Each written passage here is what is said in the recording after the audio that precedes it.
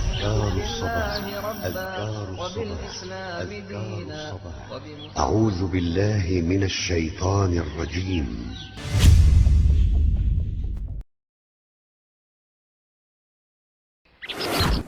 Assalamualaikum warahmatullahi wabarakatuh. Innal hamdalillah nahmaduhu wa nasta'inuhu wa nastaghfiruhu wa natubu ilayh wa na'udzu billahi min shururi anfusina wa sayyiati a'malina may yahdihillahu fala mudilla lahu wa may yudlil fala hadiyalah wa asyhadu an la ilaha illallah wahdahu la syarika lah wa asyhadu anna Muhammadan 'abduhu wa rasuluhu la nabiyya ba'dah. Ya ayyuhalladzina amanu taqullaha haqqa tuqatih wa la tamutunna illa wa antum muslimun. Fa inna asdaqal hadithi kitabullah wa khairal huda huda Muhammadin sallallahu alaihi wasallam wa syarrul umuri muhdatsatuha wa kullu muhdatsatin bid'ah wa kullu bid'atin dhalalah wa kullu dhalalatin finnar. Para hadirin dan hadirat yang dirahmati oleh Allah Subhanahu wa taala, alhamdulillah pagi hari ini kita diberi kesempatan oleh Allah Subhanahu wa taala untuk bisa berkumpul di majelis yang kita harapkan diberkahi oleh Allah Subhanahu wa taala dan memperberat timbangan kebaikan kita di akhirat kelak. Dan topik yang akan kita angkat pada kesempatan kali ini adalah tentang bagaimana sikap seorang muslim terhadap harta. Sesungguhnya kita tahu bahwasanya harta adalah suatu perkara yang dibutuhkan oleh manusia dalam menjalani kehidupannya.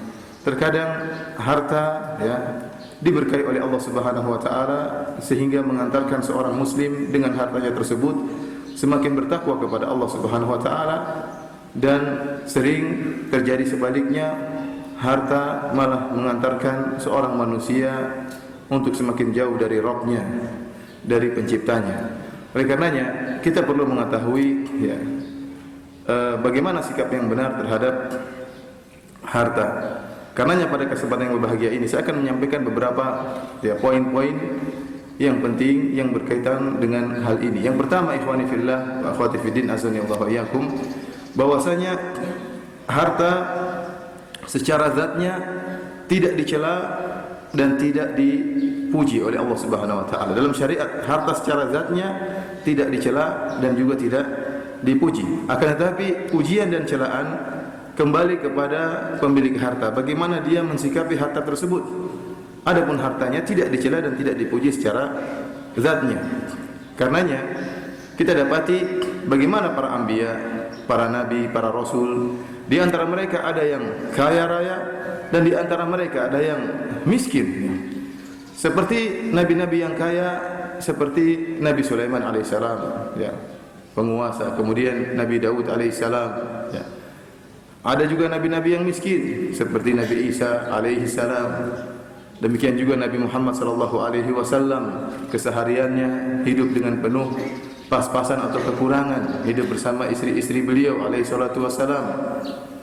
Jikalau harta itu dipuji pada zatnya, tentunya Allah akan menjadikan para anbiya seluruhnya kaya. Dan jika harta itu tercela pada zatnya, maka Allah akan menjadi para anbiya, para nabi, para rasul seluruhnya miskin. Akan tapi kita dapati ternyata ada sebagian nabi yang kaya dan ada sebagian nabi yang miskin. Ini menunjukkan bahwasanya harta tidak dicela pada zatnya dan juga tidak dipuji pada zatnya. Sebagaimana harta tidak dicela pada zatnya dan tidak dipuji pada zatnya, demikian juga kemiskinan. Ini jelas kita pahami dari mafhum mukhalafah, dari perkataan kita yang pertama. Kalau harta tidak dicela pada zatnya dan tidak dipuji pada zatnya, sebaliknya pula dengan kemiskinan. Jangan sampai ada yang menyangka bahwasanya kemiskinan dituntut dalam syariat sehingga dipuji orang yang miskin, atau sebaliknya bahwasanya kemiskinan dibenci oleh syariat sehingga orang dilarang untuk miskin atau dianjurkan untuk menjadi kaya raya. Kita katakan bahwasanya kemiskinan pula tidak dicela pada zatnya dan tidak pula dipuji pada zatnya. Akan tapi masalah pujian dan celaan kembali kepada orang yang menjalani kekayaan dan orang yang menjalani kemiskinan tersebut. Kembali kepada orang yang memiliki harta tersebut atau tatkala seorang tidak memiliki harta tersebut. Kita dapati dalam hadis yang diriwayatkan oleh Imam Al-Bukhari dan Imam Muslim, Rasulullah sallallahu alaihi wasallam tidak pernah berlindung daripada kekayaan. Dan Rasulullah SAW juga tidak pernah berlindung agar terjauhkan dari kemiskinan. Tapi yang dimaksud oleh Nabi SAW adalah fitnahnya kekayaan dan fitnahnya kemiskinan. Di antara doa Nabi SAW, Allahumma inni a'udzubika minal kasali wal harami wal maghrami wal ma'tham. Allahumma inni a'udzubika min adzabin nar wa fitnatin nar. Ya Allah, aku berlindung kepada Engkau dari azab neraka Jahannam dan fitnahnya neraka Jahannam. Wa fitnatil qabr wa adzabil qabr. Dan aku berlindung kepada Engkau dari fitnahnya kuburan dan azab kuburan. Wa min syarri fitnatil ghina wa min syarri fitnatil faqr. Dan aku berlindung kepada Engkau dari fitnahnya kekayaan dan dari keburukan fitnahnya kemiskinan. Ya, ini isyarat dari Nabi sallallahu alaihi wasallam, ya, bahwasanya pada kekayaan ada fitnah dan pada kemiskinan pun ada fitnah. Ya. Karenanya, ya, kekayaan dan kemiskinan ada ujian dari Allah Subhanahu wa taala. Dari sini kita masuk pada poin kedua. Poin kedua, kalau tadi yang pertama kita mengatakan bahwasanya zat kekayaan atau kemiskinan tidak dicela dan dipuji pada zatnya, tetapi pada kembali kepada pemilik harta tersebut, pelaku kemiskinan dan pelaku kekayaan tersebut. Poin yang kedua yang akan kita bahas, yaitu bahwasanya ujian bukan hanya pada kemiskinan, kekayaan pun juga merupakan ujian. Ya. Ada fitnah pada kemiskinan dan juga ada fitnah pada kekayaan. Allah Subhanahu wa taala berfirman dalam Al-Quran, kullu nafsin dha'iqatul maut wa nabluukum bisyarri wal khairi fitnah wa ilaina turja'un. Kata Allah Subhanahu wa taala bahwasanya, ya, setiap yang bernyawa pasti akan merasakan kematian.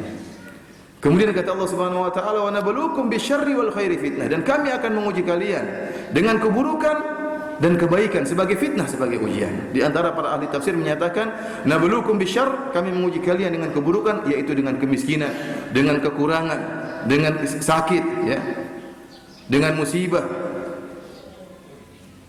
Wal khair, dan kami menguji kalian dengan kebaikan, dengan kekayaan, dengan kesehatan, dengan kenikmatan, dengan anugerah dari Allah Subhanahu wa taala. Fitnatan, sebagai fitnah.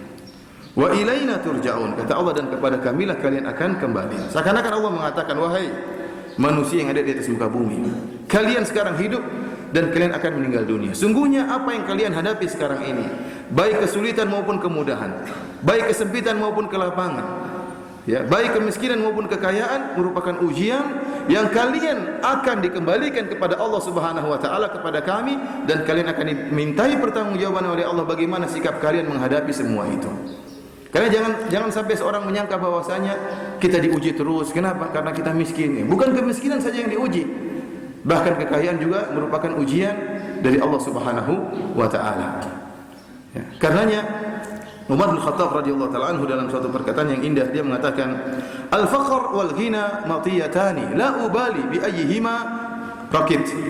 Kata dia, kemiskinan dan kekayaan adalah dua tunggangan yang pasti kita tunggangi salah satunya, dan aku tidak peduli mana yang akan aku tunggangi. Yang penting bertakwa kepada Allah. Jika aku kaya, aku bertakwa kepada Allah. Jika aku miskin, aku pun bertakwa kepada Allah Subhanahu wa taala. Semuanya kembali kepada pelaku kemiskinan dan pelaku kekayaan tersebut. Karenanya dari sini kita, ya, tatkala Allah Subhanahu wa taala menyebutkan dalam Al-Qur'an tentang pemahaman sebagian orang yang menyangka bahwasanya yang namanya ujian adalah kemiskinan saja, kekayaan tidak. فأما الإنسان إذا ما ابتلاه ربه فأكرمه ونعمه فيقول ربي أكرمن وأما إذا ما ابتلاه فقدر عليه رزقه فيقول ربي أهانن. كلا. Adapun manusia tatkala diberikan anugerah oleh Allah Subhanahu wa taala, ya, diberikan harta oleh Allah Subhanahu wa taala, maka dia mengatakan Rabbi akraman, Rabbku telah memuliakan aku. Adapun jika disempitkan hartanya oleh Allah Subhanahu wa taala, dia mengatakan Rabbi ahanan, Allah telah menghinakan aku. Tidak, ya. Bukan ujian, bukan hanya kemiskinan, kekayaan pun ujian sebagaimana kita katakan tadi. Makanya Allah mengatakan kalla, sekali-sekali tidak. Pemahaman seperti ini bahwasanya kemiskinan ujian, kalau kaya bukan ujian, ini pemahaman yang keliru, telah dibantah oleh Allah Subhanahu wa taala dalam Al-Qur'anul Karim. Para hadirin rahmati oleh Allah Subhanahu wa taala, dari sini kita menyampaikan pembahasan yang sering disampaikan oleh para ulama tentang mana yang lebih afdal, apakah seorang, ya, kaya yang bersyukur ataukah seorang miskin yang bersabar. Ini ma'ruf, sering disampaikan oleh para ulama, ya. Karena, ya, yang ini menunjukkan bahwasanya kekayaan juga merupakan ujian dan kemiskinan juga merupakan ujian. Orang yang kaya diuji oleh Allah Subhanahu wa taala dan dituntut oleh Allah Subhanahu wa taala untuk menjadi seorang yang bersyukur. Seorang yang miskin diuji oleh Allah Subhanahu wa taala dengan kemiskinan dan dia dituntut untuk melaksanakan ibadah yang agung, yaitu ibadah kesabaran. Sekarang kalau ada orang yang kaya bersyukur dengan miskin yang bersabar, maka mana yang lebih afdal di sisi Allah Subhanahu wa taala, ya? Maka para ulama menjelaskan di antara Syekhul Islam Ibnu Taimiyah rahimahullah bahwasanya yang lebih bertakwa di antara keduanya itulah yang paling afdal. Inna akramakum indallahi atqakum. Sungguhnya yang paling mulia, ya, di sisi Allah di antara kalian adalah yang paling bertakwa di antara kalian. Jika seorang dengan kekayaannya menjadi seorang yang bersyukur, rajin beribadah kepada Allah Subhanahu wa taala, maka dia telah mencapai derajat takwa yang lebih tinggi daripada seorang yang miskin bersabar dengan kesabarannya. Maka orang kaya ini lebih afdal daripada orang miskin ini. Dan sebaliknya, jika si miskin dengan kesabarannya dia bertakwa kepada Allah dan mencapai derajat yang tinggi dengan kesabarannya lebih daripada si kaya yang bersyukur, maka si miskin ini lebih tinggi di sisi Allah Subhanahu wa taala. Meskipun tentunya kalau kita disuruh milih mana, kaya yang bersyukur atau miskin yang bersabar, kita milih yang mana? Kaya yang bersyukur. Ada khilaf atau tidak ada khilaf dalam masalah ini? Tidak ada khilaf, seluruhnya milih apa? Milih, ya, kaya yang bersyukur. Akan tapi perlu diketahui ikhwani fillah wa akhwati fiddin azanillahu iyyakum, para hadirin dan hadirat yang dirahmati oleh Allah Subhanahu wa taala, kebanyakan orang yang diuji dengan kekayaan tidak lulus. Sebaliknya, kebanyakan orang yang diuji dengan kemiskinan lulus. Oleh karena itu, tatkala Rasulullah SAW melihat penghuni surga, maka Rasulullah SAW mengatakan, aku melihat kebanyakan penghuninya adalah fuqara, orang-orang apa? Miskin. Oleh karenanya kalau antum miskin, bersyukur kepada Allah Subhanahu wa taala. Karena semoga mudah-mudahan kemiskinan antum mengantarkan antum ke mana? Ke surga Allah Subhanahu wa taala. Kenyataannya, kesabaran orang menghadapi kemiskinan, ya, lebih mudah daripada menghadapi kekayaan. Meskipun tidak mutlak, kita dapati ada juga yang miskin yang nakal, sudah miskin mencuri lagi, merampok lagi, membunuh lagi, memperkosa, ya. Ada yang seperti itu. Ya, sudah miskin parah lagi. Di dunia miskin, di akhirat lebih parah. Ya. Namun kebanyakannya tidak. Ya. Kebanyakan orang kaya tidak kuat untuk menahan ujian kekayaan. Dan ini sudah diisyaratkan dalam hadis-hadis Nabi dan juga dalam Al-Quranul Karim. Di antaranya firman Allah Subhanahu wa taala, "Wa innahu lihubbil khairi lasyadid." Dan sungguhnya manusia itu kecintaannya terhadap harta sangatlah besar. Wa tuhibbunal mala hubban jamma. Dan kalian itu, kata Allah dalam ayat yang lain, kalian benar-benar mencintai harta. Dan ini sifat manusiawi. Manusia itu yang harta itu manis. Seorang rela bekerja, kalau bisa sehari 26 jam dia akan bekerja 26 jam. Cuma sehari cuma 24 jam. Dia bekerja habis-habisan untuk bisa meraih harta. Kenapa? Harta itu manis. Apalagi sudah dia rasakan manisnya harta tersebut, semakin dia terdorong untuk mencari harta. Wa tuhibbunal mala hubban jamma. Dan sungguh kalian mencintai harta dengan sebesar-besarnya, sebesar-besar rasa cinta. Terlebih-lebih lagi, Nabi SAW telah mengingatkan bahwasanya fitnahnya umat ini adalah fitnah harta. Dalam satu hadis kata Nabi SAW, "Inna likulli ummatin fitnatan, wa fitnatu ummati al-mal." Sesungguhnya, ya, setiap umat ada fitnahnya, dan fitnahnya umatku ini adalah harta. Fitnahnya umatku ini adalah harta. Ini penegasan dari Nabi akan bahayanya harta, terutama di umat kita sekarang ini. Fitnahnya yang sangat besar adalah fitnah harta. Dalam hadis yang lain, kata Nabi SAW, "Wallahi lal faqra akhsha alaikum."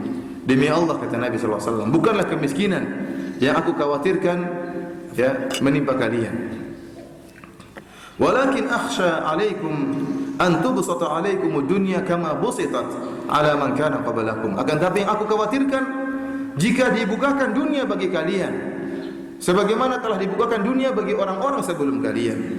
Fatanafasuha kama tanafasuha. Kemudian kalian berlomba-lomba untuk mencari harta tersebut sebagaimana orang-orang sebelum kalian telah berlomba-lomba mencari harta tersebut, mencari dunia tersebut. Fatuhlikukum kama ahlakatkum. Dan kalian akan dibinasakan dengan harta tersebut sebagaimana umat-umat terdahulu telah dibinasakan oleh sikap mereka berlomba-lomba mencari harta. Ini ikhwan, ya, betapa banyak, ya, pertikaian, ya, permusuhan antara saudara dan saudara dengan saudaranya, antara seorang dengan kerabatnya, terkadang antara seorang dengan kakaknya gara-gara masalah harta, ya. Tali silaturahmi diputuskan, permusuhan terkadang antara anak dan ayahnya, antara anak dan ibunya, semuanya kembali kepada fitnah umat ini, yaitu fitnah harta. Ini kenyataan yang ada.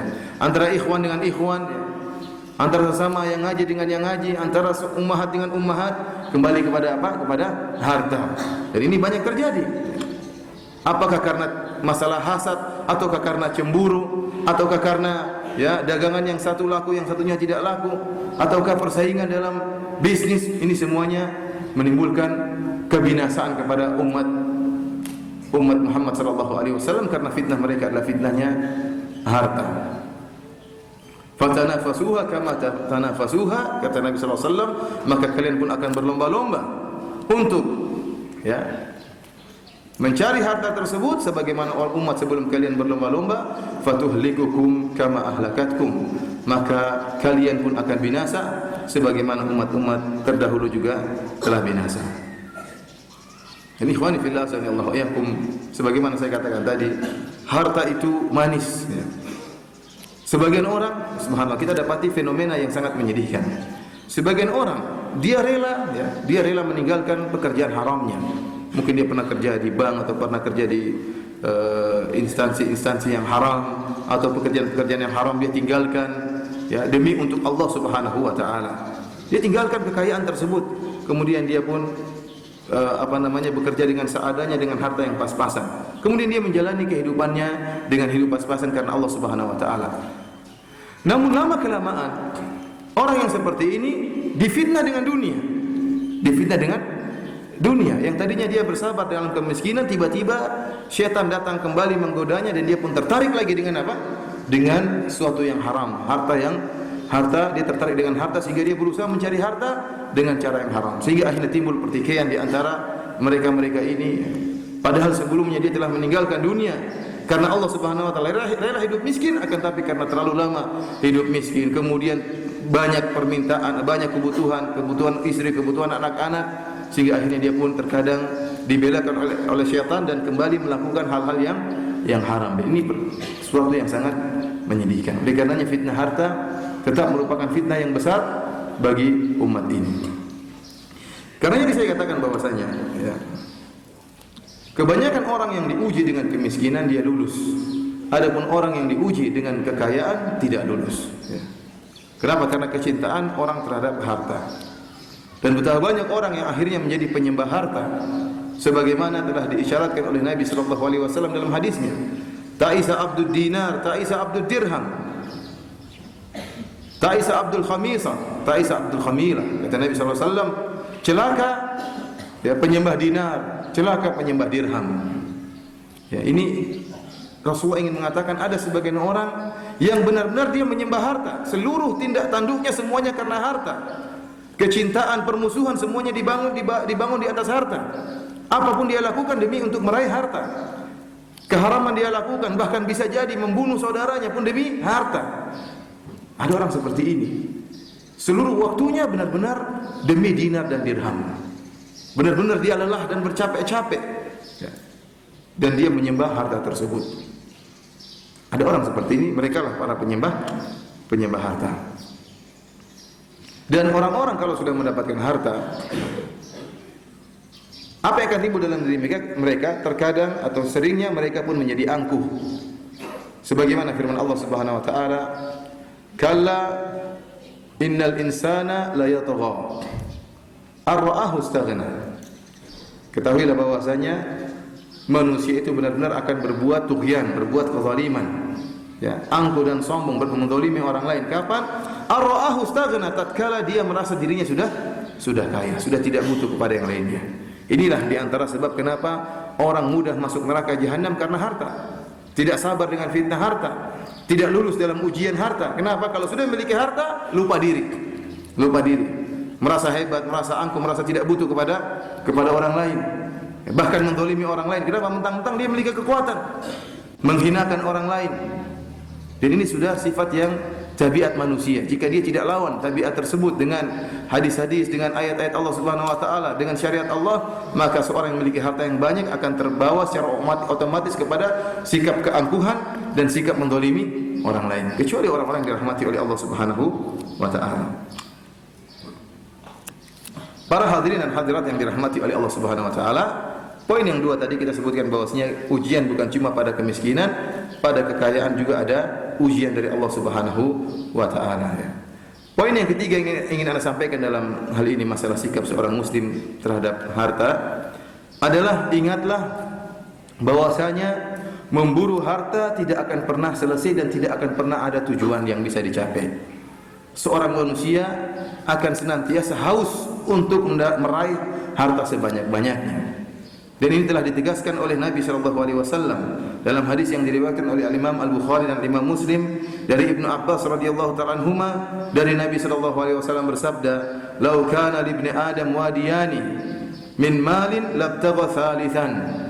Kalau seandainya seorang anak Adam memiliki dua lembah isinya harta seluruhnya, dalam riwayat yang lain min dhahabin, dia memiliki dua lembah isinya seluruhnya harta, lembah tersebut penuh dengan harta, labtagha thalithan, maka dia akan mencari lembah yang ketiga. Tidak akan pernah puas dia, ya. Allah mengatakan alhaqumut takatsur. Mereka berlomba-lomba untuk memperbanyak harta di antaranya. Kapan dia sadar? Hatta zurtumul maqabir, sampai kalian menziarahi kuburan, sampai kalian masuk ke dalam kuburan baru apa? Baru sadar. Selama belum masuk kuburan tidak bakalan sadar. Makanya Nabi SAW mengatakan, "Lau kana li ibni Adam wadiyani min dhahab." Kalau seandainya seorang anak Adam memiliki dua lembah berisi emas seluruhnya, labtagha thalithan, maka dia akan mencari lembah yang ketiga. Wala yamla'u ibna Adam, wala yamla'u jawfa ibna Adam illa turab, dan dia tidak akan pernah puas, ya, kecuali mulutnya sudah dipenuhi dengan apa? Dengan tanah. Sudah dikubur baru berhenti. Selama masih hidup, ya, kita dapati orang yang sudah tua renta masih apa? Masih mikirkan harta. Seharusnya dia sudah santai, sudah kaya raya, rileks di rumah, tidak, dia masih pusing mikirin harta. Sudah umur 70 tahun masih sibuk apa? Urusan harta. Masih marah-marah, masih ngomel sana ngomel sini karena urusan harta. Padahal dia sudah kaya raya dan sudah, sehingga terkadang dia tidak merasakan nikmat harta tersebut. Tapi dia merasakan nikmat tatkala mengumpulkan harta yang banyak. Dia lihat harta banyak itu nikmat tersendiri. Sehingga dia hari ini marah, besok pusing, besok stres dan macam-macam, tetap aja dia tidak puas-puas dan terus mencari harta. Sebagaimana perkataan, ya, pepatah bahwasanya harta itu seperti air laut, semakin diminum semakin rasa dahaga yang dirasakan. Harta itu manis, semakin dicicipi semakin mendorong orang untuk terus mencari harta tersebut dan tidak akan berhenti kecuali telah meninggal dunia dan dikuburkan dalam tanah baru berhenti. Maksud saya, para hadirin dan hadirat yang dirahmati oleh Allah Subhanahu wa taala, tatkala seorang mengetahui bahwasanya pemburuan harta itu tidak ada ujungnya, maka hendaknya dia kasih batasan. Dia bilang, saya harus pada sampai tahapan tertentu, sisa harta yang saya miliki harus saya infakkan di jalan Allah Subhanahu wa taala. Karena kalau saya mencari harta dan mencari harta tidak akan pernah ada ujung-ujungnya. Kapan kalau gitu kita mau berhenti mencari harta? Oleh karenanya kita kasih limit. Kalau sudah punya harta lebih dari ini, kita berinfak jalan Allah Subhanahu wa taala. Alhamdulillah, saya sudah hidup tenang, anak-anak sudah saya rawat, semuanya sudah terjamin sekolahnya. Terus apa lagi yang mau dicari? Berinfak di jalan Allah Subhanahu wa taala, beribadah kepada Allah Subhanahu wa taala. Ya. Karena kalau diikuti ini harta tidak akan pernah berhenti.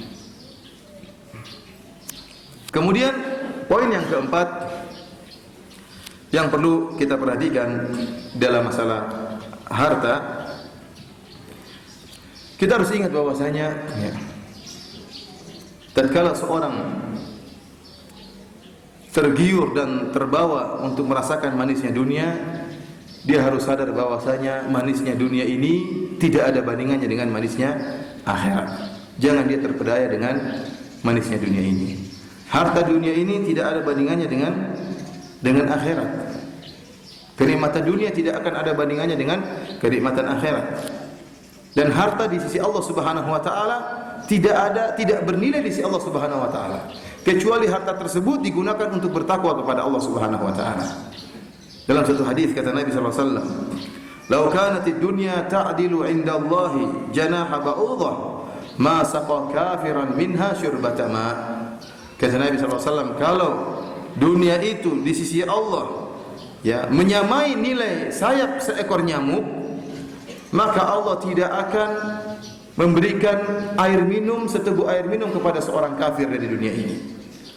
Apa maksud hadis ini? Saya ulangi, kata Nabi sallallahu alaihi wasallam, "Lau kanatid dunya ta'dila 'inda Allahi janaha ba'udah, ma saqa kafiran minha syurbata ma." Kalau seandainya dunia ini setara nilainya seperti sayapnya seekor nyamuk, ya, maka Allah tidak akan berikan seorang kafir pun seteguk air minum.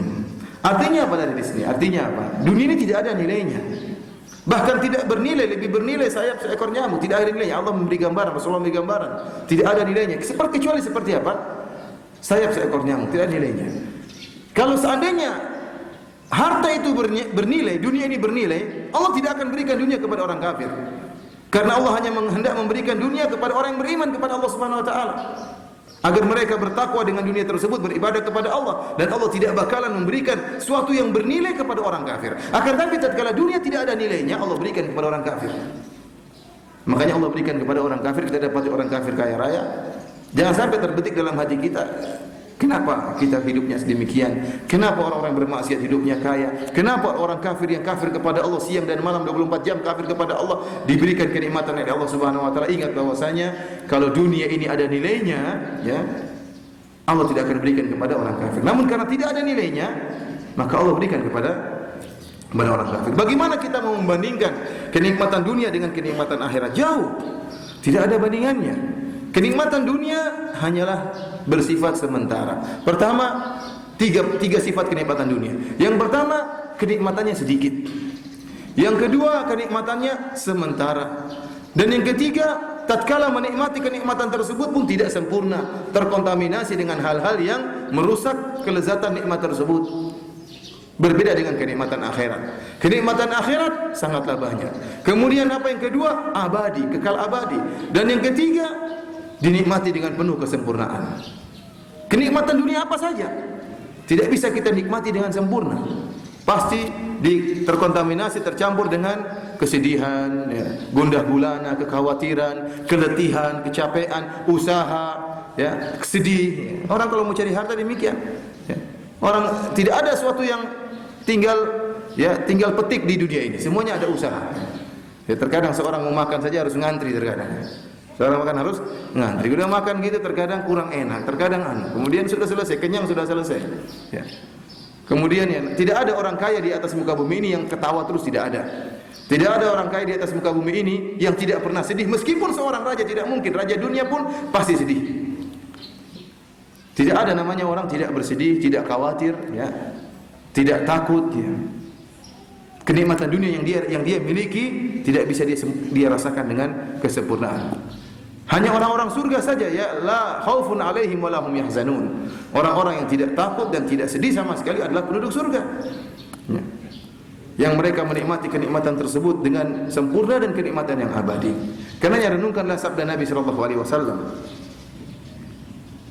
Dan banyak hadis-hadis seperti ini. Di antaranya seperti sabda Nabi sallallahu alaihi wasallam, ya, raq'atul fajri minad dunya, raq'atul fajri khairu minad dunya wa ma fiha. Kata Nabi sallallahu alaihi wasallam bahwasanya 2 rakaat salat sunnah sebelum salat subuh lebih baik daripada dunia dan seisinya. Ini bukan omong kosong dari Nabi sallallahu alaihi wasallam. Nabi mengatakan apa? 2 rakaat yang dikerjakan yang mungkin cuma 3 menit atau 2 menit oleh seorang hamba sebelum salat subuh lebih baik daripada dunia dan seisinya. Artinya apa? Pahala yang Allah sediakan untuk orang yang salat 2 rakaat sebelum subuh meskipun cuma 3 menit lebih baik daripada seluruh kenikmatan dunia. Seluruh kenikmatan yang ada di atas dunia ini. Baik istananya, baik sawah ladangnya, baik mobil mewahnya, baik hotel-hotelnya, baik para wanitanya. Seluruh kenikmatan dunia kalau kita kumpulkan masih lebih besar ganjaran yang Allah siapkan untuk salat 2 rakaat sebelum subuh. Kenapa? Karena ganjaran yang Allah sediakan di akhirat luar biasa dan abadi. Karena ikhwani fil azani Allah wa yakum, ya, Allah sengaja tidak menampakkan kenikmatan yang Allah siapkan bagi orang-orang yang beriman. Kalau seandainya Allah nampakkan kenikmatan surga, maka orang akan meninggalkan dunia ini. Orang akan tahu betapa hinanya dunia ini. Yang membuat orang banyak terbedah, yang membuat orang sampai berkelahi, ya, yang menumpahkan darah karena dunia, ternyata tidak ada nilainya dibandingkan dengan pahala ganjaran yang Allah siapkan di akhirat. Bayangkan 2 rakaat saja salat fajar lebih baik daripada dunia dan seisinya. Ikhwani fillah, azanillahu wa iyyakum. Dari sini, tatkala kita mencari harta, jangan jadikan harta tersebut di hati kita, tapi kita jadikan harta tersebut di tangan kita, untuk kita olah, untuk kita isti'anah, menjadikan harta tersebut sebagai penolong untuk bertakwa kepada Allah Subhanahu wa taala. Bukan harta, bukan tujuan. Harta cumalah sarana. Dunia ini cumalah sarana untuk bertakwa kepada Allah Subhanahu wa taala, meskipun kita tahu bahwasanya ya dunia itu harus ada. Wala tansa nasibaka minad dunya, jangan kau lupakan bagian dari dunia. Harus kita miliki harta tersebut. Tetapi sarana bukan tujuan. Sarana bukan tujuan. Kata Imam Syafi'i rahimahullah mengatakan, "Inna lillahi ibadan futana talaqad dunya wa khaful fitana." Nadharu fiha falamma alimu annaha laysat lihayyin watana ja'aluha lujjatan wattakhadhu salihal a'mali fiha sufuna. Kata Imam Syafi'i rahimahullah, sungguhnya di antara hamba-hamba Allah ada hamba-hamba yang cerdas. Mereka mencarikan dunia dan mereka khawatir dengan fitnah. Tatkala mereka mengamati isi dunia ini, mereka dapati bahwasanya dunia bukanlah tempat yang pantas untuk ditinggali, bukan tempat selama-lamanya untuk tinggal di dunia ini. Ja'aluha lujjatan, maka mereka menjadikan dunia itu seperti apa? Seperti lautan. Wattakhadhu salihal a'mali fiha sufuna. Kemudian mereka menjadikan amalan soleh mereka seperti perahu-perahu yang membawa mereka di atas lautan tadi. Berlabuh harus. Kita punya tujuan dengan berlabuh tersebut. Jadikan amalan soleh tersebut sebagai sarana untuk berlabuh di atas dunia. Dunia ini perlu, tapi jangan dijadikan tujuan. Dia adalah sarana untuk mengantarkan seorang mencapai akhirat. Para hadirin yang dirahmati oleh Allah Subhanahu wa taala, meskipun demikian, kenyataannya kebanyakan manusia beriman dengan apa yang mereka lihat. Ya, kebanyakan manusia beriman dengan apa yang mereka lihat. Berbicara tentang surga tidak ada yang dilihat. Oleh karenanya iman mereka berkaitan dengan apa yang mereka lihat, maka Allah berkata, "Bal tu'thirunal hayatad dunya." Maka mereka mendahulukan kehidupan dunia daripada kehidupan akhirat. Dan ini kenyataan. Seandainya Allah nampakkan satu nikmat dunia saja, menampakkan satu bidadari saja keluar nongol di muka bumi ini, atau menampakkan satu batang emas yang ada di dunia dinampakkan di atas muka bumi ini, satu saja nikmat surga, namun Allah tidak akan tampakkan. Fala ta'lamu nafsun ma ukhfiya lahum min qurrati a'yun. Tidak akan ada satu jiwa pun yang mengetahui kenikmatan yang Allah siapkan bagi mereka. Jazaa'an bima kanu ya'malun. Kenikmatan yang Allah berikan kepada mereka karena amal soleh yang mereka lakukan, tidak akan Allah tampakkan. Makanya saya sering katakan, tatkala Rasulullah SAW mengatakan bahwasanya salat berjamaah 27 derajat daripada salat apa? Sendirian. Kalau seandainya pahala salat berjamaah tersebut dinampakkan oleh Allah Subhanahu wa taala, maka semua orang akan salat berjamaah. Tidak usah jauh-jauh. Seandainya Rasulullah mengatakan barang siapa yang salat berjamaah di masjid Pondok Ibnu Taimiyah akan mendapatkan 27 ekor kambing, kira-kira masjid ramai atau tidak? Ramai. Dari mana-mana akan datang. Masjid full dengan kambing, banyak kambing. Bagaimana kalau 27 juta? Ini kalau Allah tampakkan begitu salat jamaah turun 27 ekor kambing, orang semua datang. Namun Allah tidak mungkin menampakkan. Allah sebutkan, tidak akan saya tambahkan kenikmatan tersebut. Bagaimana dengan 27 derajat tersebut? Ternyata pahalanya luar biasa. Kalau seandainya dua rakaat sebelum subuh, salat sunnah, pahalanya sudah lebih baik daripada dunia dan seisinya. Bagaimana lagi dengan salat fardu yang dikerjakan berjamaah? Akan tapi tadi kebanyakan orang, kita ini kebanyakannya hanya beriman dengan apa yang kita lihat. Tidak percaya dengan janji Allah Subhanahu wa taala. Sehingga manusia pun kata Allah Subhanahu wa taala, "Bal tu'thirunal hayatad dunya wal akhiratu khairu wa abqa." Sehingga mereka mendahulukan kenikmatan dunia padahal akhirat lebih baik dan lebih kekal.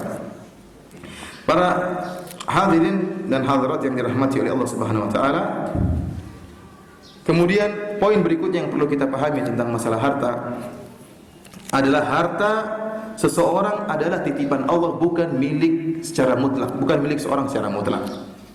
Jadi harta yang kita miliki, kekayaan yang kita miliki, seluruh kenikmatan bahkan yang kita miliki, seluruhnya dari Allah dan milik Allah secara hakikatnya. Kita ini hanya dititipi oleh Allah Subhanahu wa taala.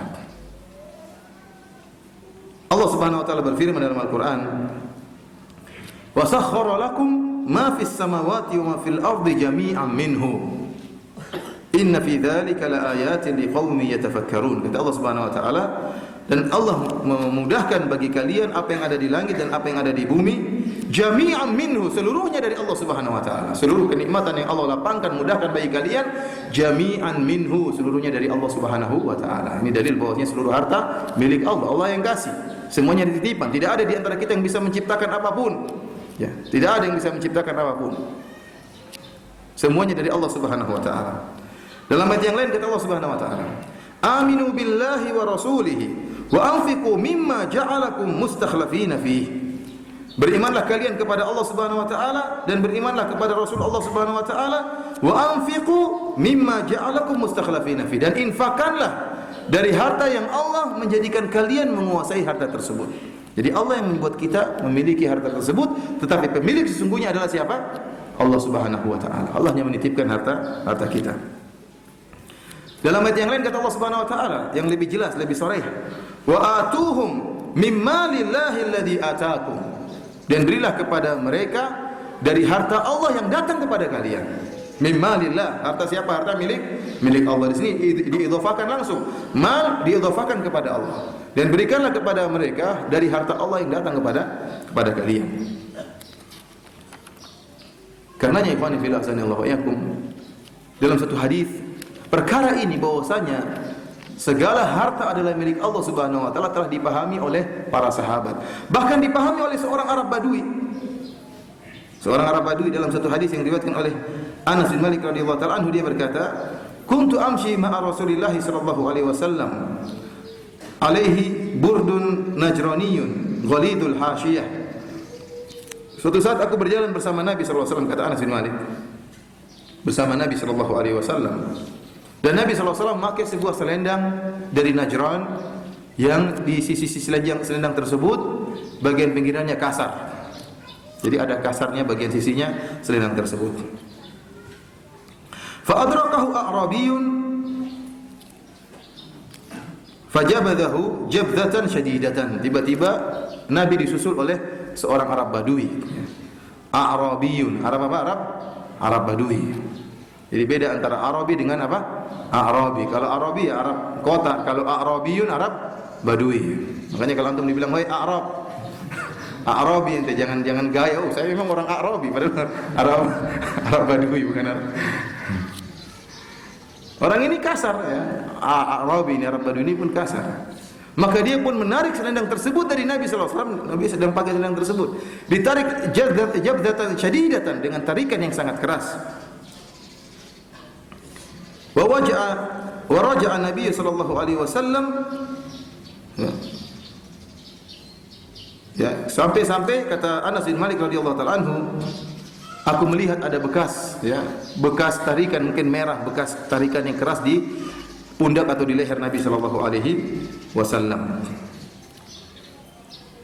Kemudian orang ini berkata, lihat orang Arab Badui berkata dengan kalimat yang kasar, "Ya Muhammad, murli mimma lillahi alladhi 'indak."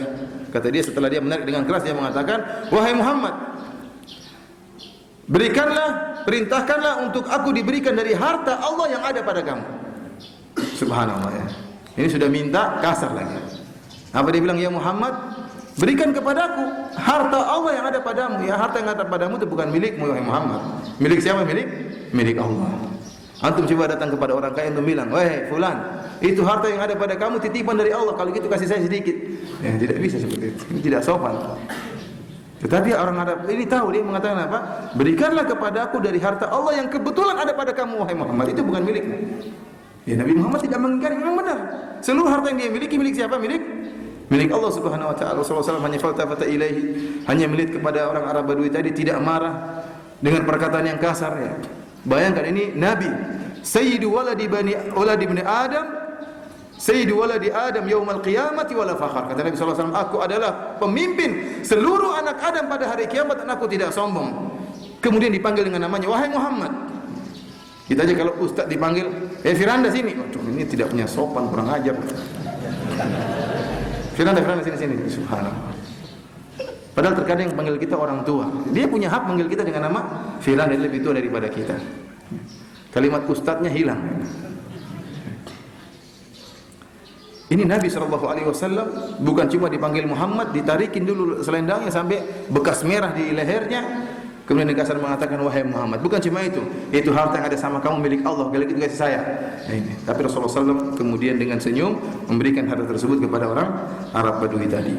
Saya ingin menjelaskan kepada para hadirin dan hadirat yang dirahmati oleh Allah Subhanahu Wa Taala, bahwasanya harta yang kita miliki adalah titipan dari Allah, bukan milik kita secara hakikatnya, secara murni, tidak secara mutlak, tapi adalah titipan dari Allah Subhanahu Wa Taala. Sebagai bukti bahwasanya harta yang Allah berikan kepada kita, yang kita miliki adalah titipan dari Allah, buktinya tatkala kita terkena musibah, kita disunahkan untuk mengatakan apa? Inna lillahi wa inna ilaihi raji'un. Kita ini, harta kita ini seluruhnya milik Allah, dan seluruhnya akan kembali kepada siapa? Pada Allah Subhanahu wa Ta'ala.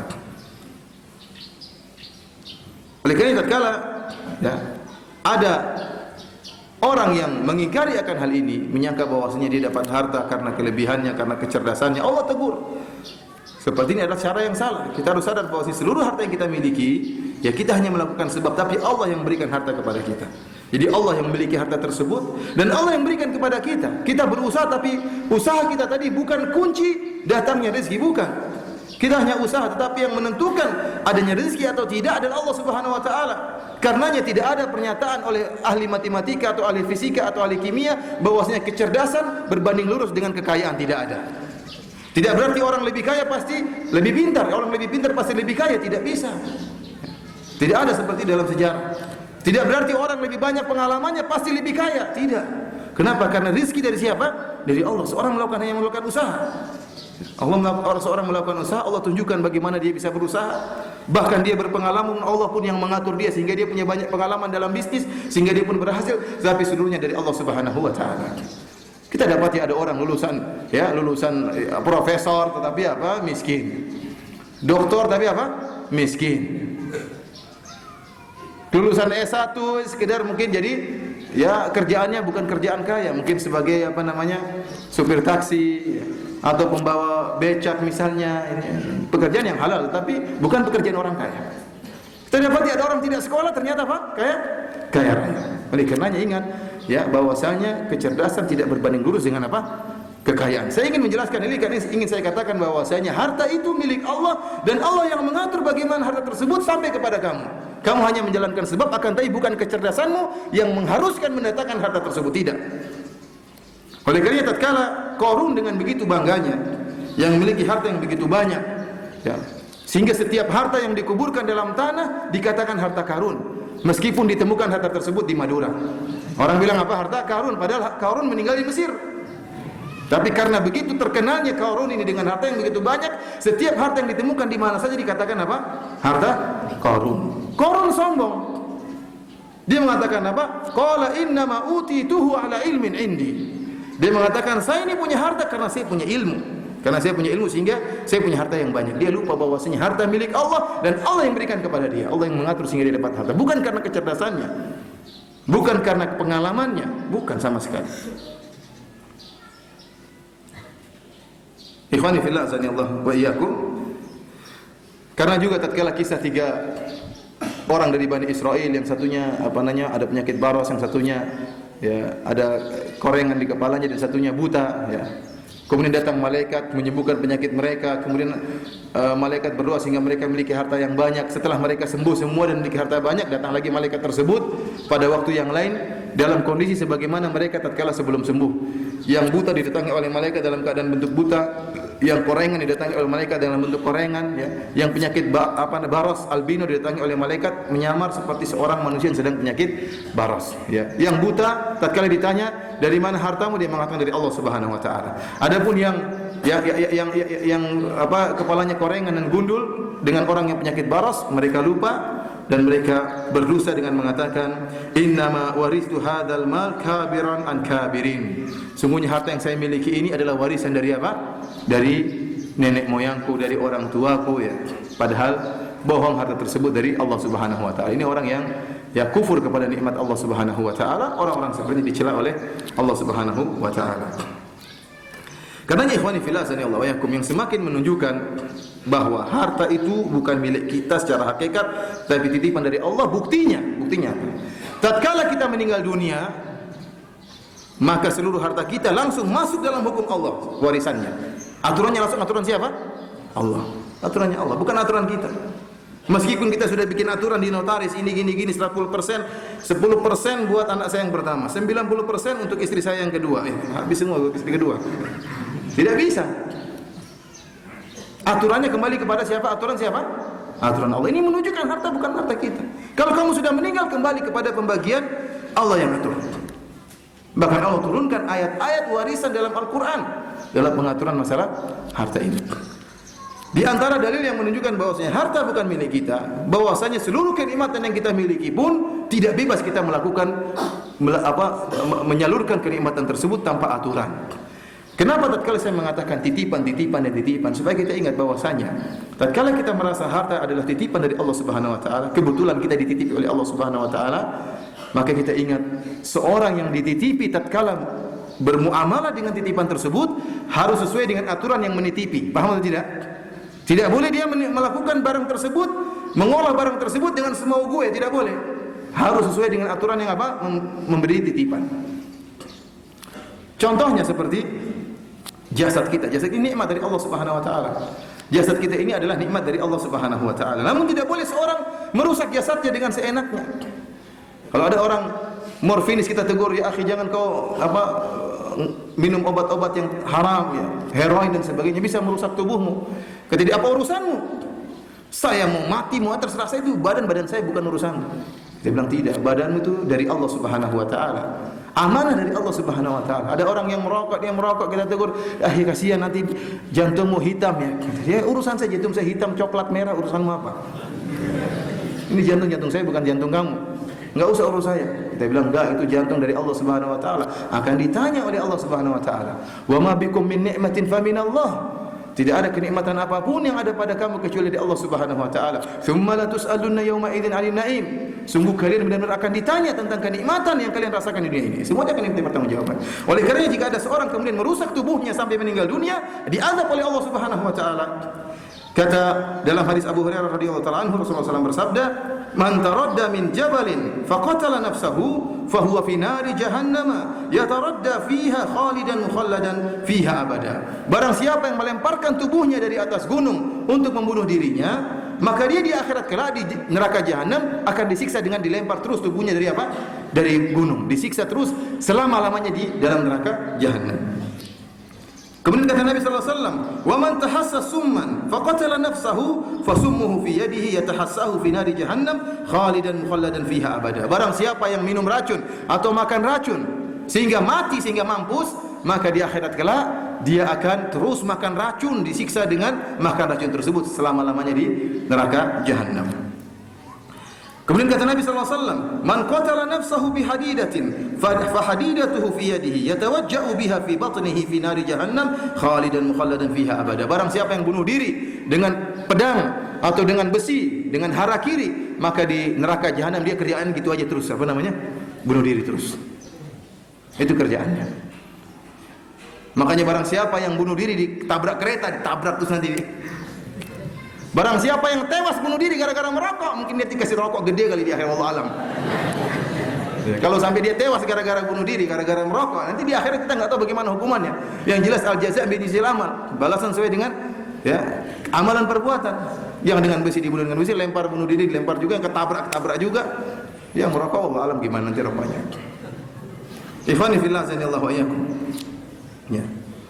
Oleh karenanya ingin saya katakan bahwasanya tatkala seorang mengetahui harta tersebut titipan dari Allah, maka aturan bermuamalah mengolah harta tersebut sesuai dengan yang menitipnya itu Allah Subhanahu wa taala. Aturannya cuma dua, mudah. Aturan cuma dua. Ada dua pertanyaan yang akan Allah tanyakan kepada kita akan setiap harta yang kita miliki. Yang pertama, ikhwani fillah, azanillahu wa iyyakum, bin aina iktasabahu. Yang kedua, fima anfaqa. Yang pertama, dari mana kau dapatkan harta ini? Ini pertanyaan Allah. Allah yang berikan harta, tapi bagaimana kau memperoleh, sebab apa yang kau lakukan sehingga mendapatkan harta ini? Ini yang pertama. Kalau kita bisa jawab, maka alhamdulillah. Yang kedua, kemanakan harta ini dari setelah kau dapatkan harta tersebut, dikemanakan harta ini? Dua pertanyaan ini meskipun ringan tapi sangat berbahaya. Pertanyaan pertama, min aina iktasabahu? Dari mana dia dapatkan? Satu pertanyaan ini telah membinasakan banyak orang. Allah bertanya dengan sangat detail. Setiap real yang kita miliki, setiap dolar yang kita miliki, rupiah yang kita miliki, sedikit Allah tanya, tidak ada yang luput dari pertanyaan Allah Subhanahu. Dari mana kau dapatkan? Apakah dengan cara yang halal, ataukah dengan cara yang haram, ataukah dengan cara yang syubhat? Ya. Sekarang ini kata orang yang haram saja susah, apalagi yang halal saja susah, apalagi yang haram. Yang syubhat diembat, pokoknya masih syubhat, belum haram, diembat, tidak peduli. Nanti ditanya oleh Allah Subhanahu wa taala secara detail. Allah akan tahu ini sebagian 10% haram, 20% syubhat, 70% haram, halal. Detailnya Allah tahu semua. Tidak ada yang tidak diketahui. Semuanya akan ditanya oleh Allah Subhanahu wa taala. Apakah hartamu kau dapatkan dengan menzalimi orang lain? Apakah dengan mengkorupsi harta negara? Allah tahu semuanya. Maka begitu tersiksanya seseorang tatkala ditanya dengan pertanyaan ini, ternyata dia memperoleh harta dengan menzalimi orang lain. Lebih tersiksa lagi jika ternyata dia menzalimi banyak orang. Sebagai contoh, tatkala saya pergi ke suatu daerah, subhanallah, saya naik mobil di suatu jalan, jalannya luar biasa, ya. Kontraktornya yang buat jalan itu luar biasa. Saya tidak pernah menemukan jalan seperti itu dimanapun di tanah air kita ini. Karena bergelombang begini. Bisa dia buat konstruksinya apa? Konstruksinya sampai jalannya tersebut keriting, luar biasa. Ini bagaimana ini, banyak kontraktor yang hebat sekali. Saya berpikir ini luar biasa dosanya ini. Dia mungkin jalannya tidak benar kan, banyak orang korupsi apa aspalnya dikorupsi, dikurangi. Dia korupsi mungkin ujungnya 1 senti, tapi kalau 100 kilo berapa senti akhirnya? Kemudian tebalnya harusnya misalnya berapa senti, dikurangi 2 senti tebalnya. Ini kalau dikali berapa, kan banyak sekali. Dan ini kezaliman yang berkaitan dengan orang banyak. Banyak orang terzalimi, artinya goyang-goyang terus gara-gara dia. Di antaranya saya. Ini bagaimana kalau hari kiamat orang demo semua sama dia di akhirat, di sidang oleh Allah Subhanahu wa taala. Ini sebenarnya cari harta dengan menzalimi banyak orang. Oleh karena ikhwani fillah azanillahu yakum, betapa banyak orang yang binasa tatkala Allah bertanya, min aina iktasabahu, dari mana dia dapat harta ini? Binasa, tidak bisa jawab. Tidak bisa jelas mana hartanya, tidak tahu berapa orang yang dia zalimi. Ya, semakin banyak orang dia zalimi, semakin tersiksa dia. Kalaupun kita sudah lolos dari pertanyaan pertama, kita katakan halal 100% ya Allah. Buktinya ada halal. Malaikat juga pencatat menunjukkan halal, seluruhnya halal. Pertanyaan kedua, wa fima anfaqah, dari kemana kau habiskan harta? Ini pun pertanyaan yang sangat sulit. Kemana kita habiskan harta kita? Apakah untuk berfoya-foya, atau kau membeli barang-barang yang tidak berguna, atau kau membeli barang-barang yang mewah untuk angku dan sombong, sementara di sekeliling kita masih banyak orang fakir miskin, ya? Apa kita sudah menggunakan harta kita untuk di jalan Allah Subhanahu wa taala? Ini pertanyaan yang berat yang akan ditujukan kepada setiap kita. Oleh karena ikhwani fillah azanillahu yakum, tatkala kita menyadari bahwasanya harta kita merupakan titipan dari Allah Subhanahu wa taala, maka aturannya gunakan harta tersebut atau ambillah harta tersebut asal kamu bisa menjawab dua pertanyaan, dari mana kau dapatkan dan kemana kau infakkan. Poin berikutnya, poin yang keenam, para hadirin hadirat yang dirahmati oleh Allah Subhanahu wa taala. Lantas, apakah setelah kita berbicara panjang lebar tentang harta, ya, dari poin-poin yang sebelumnya, apakah berarti syariat menganjurkan kita untuk miskin, tidak usah cari harta? Jawabannya tidak. Ya. Ingat tadi kata Allah Subhanahu wa taala, wala tansa nasibaka minad dunya. Jangan kau lupakan bagianmu dari dunia. Dunia itu harus ada. Tidak bisa kita langsung ke akhirat kecuali melewati apa? Dunia. Dunia itu harus kita miliki dalam rangka sebagai sarana untuk menuju akhirat. Oleh karenanya terlalu banyak ayat di mana Allah menyebutkan tentang karunia Allah terhadap manusia dengan harta yang Allah berikan kepada mereka. Allah imtinan, Allah menyebutkan tentang anugerah yang Allah berikan kepada mereka. Ini berarti ada motivasi dari Allah Subhanahu wa taala. Bahwasanya harta milik Allah, Allah berikan kepada kalian, carilah harta tersebut tapi digunakan dengan cara yang benar. Seperti firman Allah Subhanahu wa taala, "Huwallazi khalaqa lakum ma fil ardi jami'an tsumma istawa ila as-sama'." Dialah Allah Subhanahu wa taala yang telah menciptakan bagi kalian seluruh yang ada di langit dan yang seluruh yang ada di bumi. Kemudian Allah pun beristiwa di atas langit. Ya. Ini Allah mengatakan, Allah menyebutkan dalam sirat imtinan, menunjukkan bahwasanya Allah telah memberi karunia. Dalam rangka untuk memuji Allah Subhanahu wa taala, Allah menyebutkan, bukankah saya yang telah memberikan engkau ini, bukankah saya yang telah memberikan engkau. Tujuannya apa? Supaya kita ingat seluruh karunia dari siapa? Allah, agar kita memuji Allah. Kalau seandainya mengambil harta adalah suatu yang hina, ya, secara zatnya terhina, maka Allah tidak akan memuji dirinya dengan menyebutkan karunia yang Allah berikan kepada manusia. Paham atau tidak ini? Paham bahwasanya? Paham atau tidak? Engkau ragu-ragu. Paham atau tidak sisi pendalilannya? Kayaknya tidak paham. Saya ulang. Allah Subhanahu wa taala dalam banyak ayat menyebutkan imtinan, bagaimana karunia Allah yang Allah berikan kepada hamba-hambanya. Tujuannya apa? Agar para hamba memuji siapa? Muji Allah Subhanahu wa taala, bersyukur kepada Allah, mengingatkan bahwasanya seluruh nikmat yang ada pada kalian dari Allah Subhanahu wa taala. Ini menunjukkan secara tidak langsung bahwasanya ya, pemberian Allah Subhanahu wa taala kepada hamba-hambanya merupakan apa? Karunia. Dari sini tidak salah seorang mencari karunia Allah, tidak salah. Allah mengatakan huwallazi khalaqa lakum ma fil ardi jami'an. Dialah Allah yang telah memberikan kepada kalian, menciptakan bagi kalian seluruh kenikmatan yang ada di atas bumi ini. Dalam ayat yang lain kata Allah Subhanahu wa taala, wal khayla wal bighala wal hamira litarkabuha wa zina wa yakhluqu ma la ta'lamun. Dan begol-begol dan himar-himar dan kuda-kuda Allah ciptakan agar kalian bisa menunggangi kuda-kuda tersebut dan sebagai perhiasan bagi kalian, dan Allah menciptakan apa-apa yang tidak kalian ketahui. Allah sebutkan tentang perincian nikmat-nikmat yang Allah berikan kepada manusia. Di antaranya Allah menciptakan hewan-hewan untuk bisa ditunggangi, untuk memudahkan perjalanan manusia, memudahkan urusan manusia, seperti begol, himar dan kuda.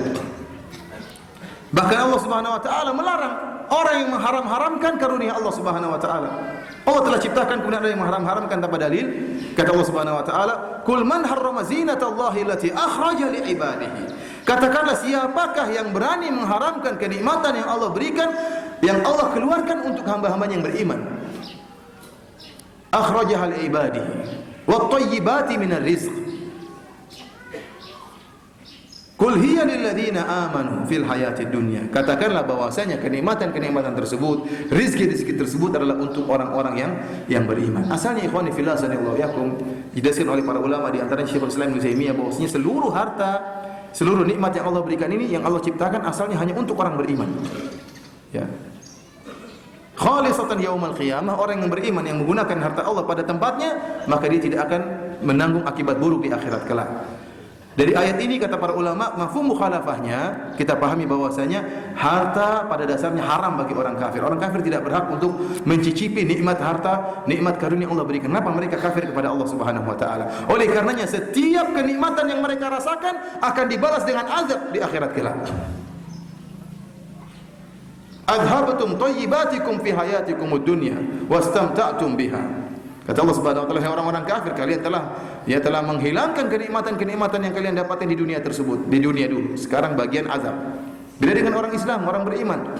Allah ciptakan kenikmatan untuk orang beriman, sehingga jika mereka rasakan kenikmatan tersebut tidak ada urusan lagi di akhirat karena mereka gunakan pada tempatnya. Adapun orang kafir, setiap nikmat yang dia rasakan akan dibalas oleh Allah Subhanahu wa taala, dimintai pertanggungjawaban, ternyata mereka kenyang, ya. Mereka puas dengan kenikmatan tersebut, mereka gunakan untuk beribadah kepada selain Allah Subhanahu wa taala.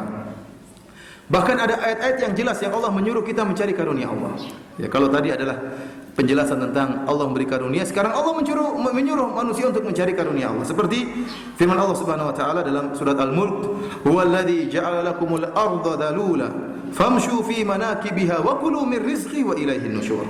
Dialah Allah Subhanahu wa taala yang telah menundukkan bumi bagi kalian. Famshu fi manakibiha, maka berjalanlah di penjuru muka bumi, carilah rezeki.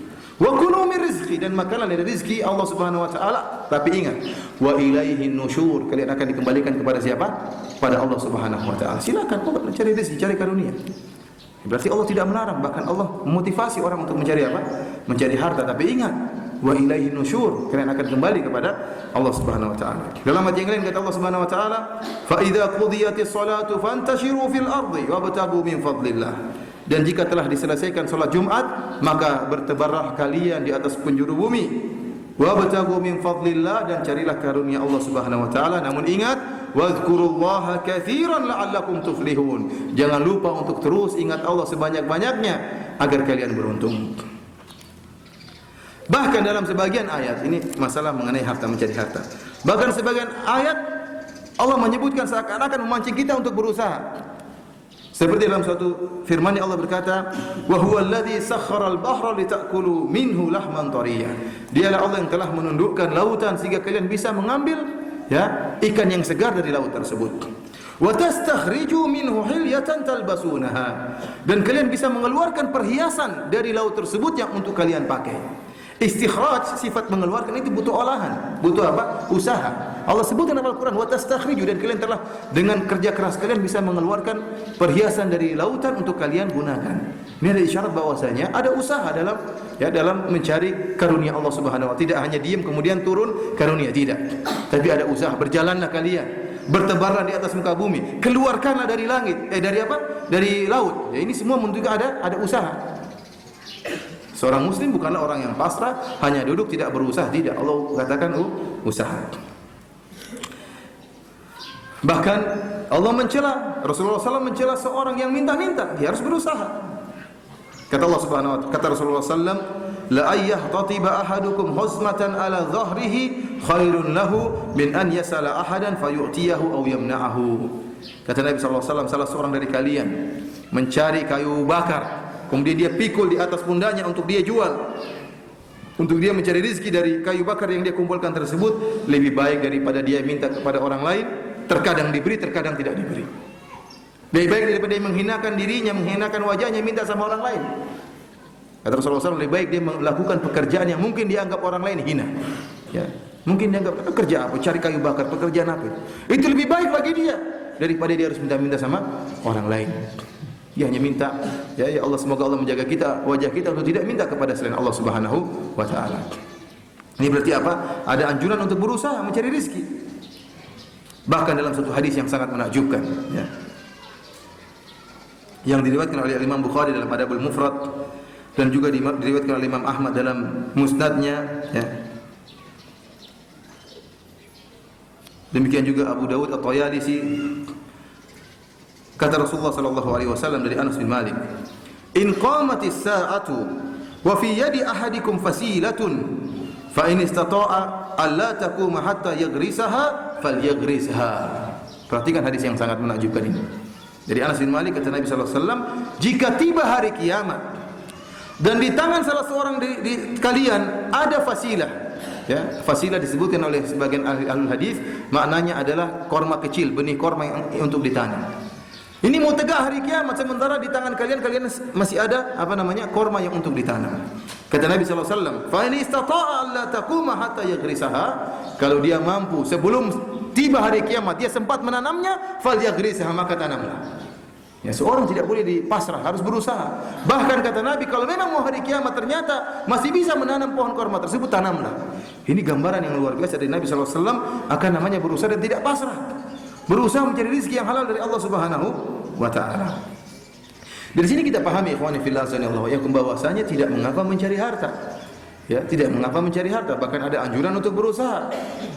Yang jadi masalah kalau harta tersebut tidak digunakan pada tempat itu, jadi masalah. Bagaimana lagi kalau harta yang telah kita miliki kemudian kita gunakan di jalan Allah Subhanahu wa taala, untuk dakwah di jalan Allah Subhanahu wa taala, untuk pendidikan Islam, untuk bangun masjid, untuk membangun sarana-sarana yang menunjang kegiatan Islami, maka pahalanya sangatlah luar biasa. Pada poin yang ketujuh kita akan bahas tentang keutamaan orang kaya. Keutamaan apa orang kaya?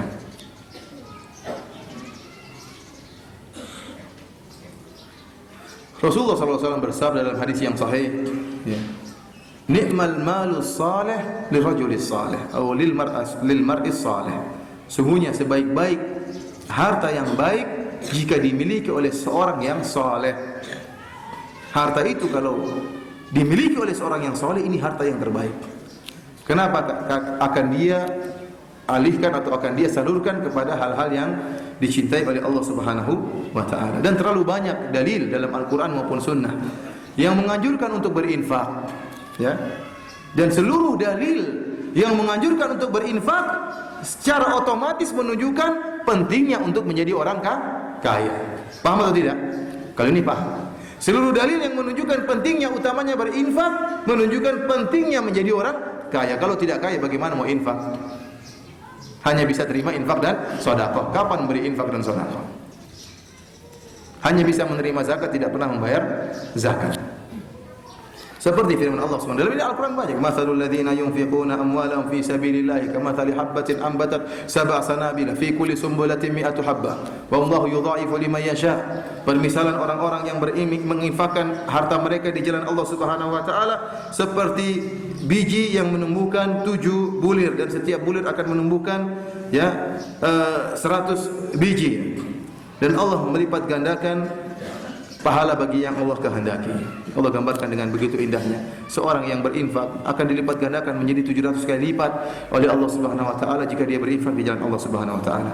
Dalam ayat yang lain kata Allah Subhanahu wa taala, "Infiru khifafan wa thiqalan wajahidu bi amwalikum wa anfusikum fi sabilillah dzalikum khairul lakum in kuntum ta'lamun." Dan berjihadlah kalian dengan harta-harta kalian dan jiwa-jiwa kalian di jalan Allah Subhanahu wa taala. Ini lebih baik bagi kalian jika kalian mengetahui. Dan kebanyakan ayat dalam Al-Quran tatkala menyebut tentang harta, tentang jihad, Allah lebih mendahulukan penyebutan bi amwalikum, kemudian baru anfusikum. Berjihadlah kalian dengan harta kalian dan dengan jiwa kalian. Ini menunjukkan masalah harta sangat penting. Karena tidak setiap saat orang bisa berjihad dengan jiwanya, tetapi berjihad dengan hartanya setiap saat bisa dia lakukan. Dia keluarkan hartanya untuk dakwah di jalan Allah. Ini merupakan jihad fisabilillah. Dia mengeluarkan hartanya untuk mencetak buku-buku yang membantah syubhat-syubhatnya mulhidin, membantah syubhat-syubhatnya orang-orang kafir. Ini juga jihad di jalan Allah Subhanahu wa taala. Dia mengeluarkan uangnya untuk mengajari orang-orang agar bisa membersihkan agama ini dari hal-hal yang mencampuri atau merusak kemurnian agama ini. Ini juga bentuk jihad di jalan Allah Subhanahu wa taala. Oleh karenanya penyebutan jihad dengan harta dalam Al-Qur'an didahulukan daripada dengan jiwa. Kecuali dalam satu tempat kalau tidak salah, dalam ayat didahulukan jiwa baru kemudian harta. Karenanya tidak heran tatkala Rasulullah SAW bersabda dalam satu hadis yang sangat menakjubkan, kata Nabi SAW, "La hasada illa fi itsnain." Tidak ada hasad illa fi itsnatain. Tidak ada hasad kecuali pada 2 orang. Siapa 2 orang tersebut? Perhatikan. Rajulun atahu Allahu malan fasallatahu ala halakatihi fil haqq. Yang pertama adalah orang yang Allah berikan harta kepadanya, kemudian dia salurkan, dia habiskan hartanya dalam yang hak.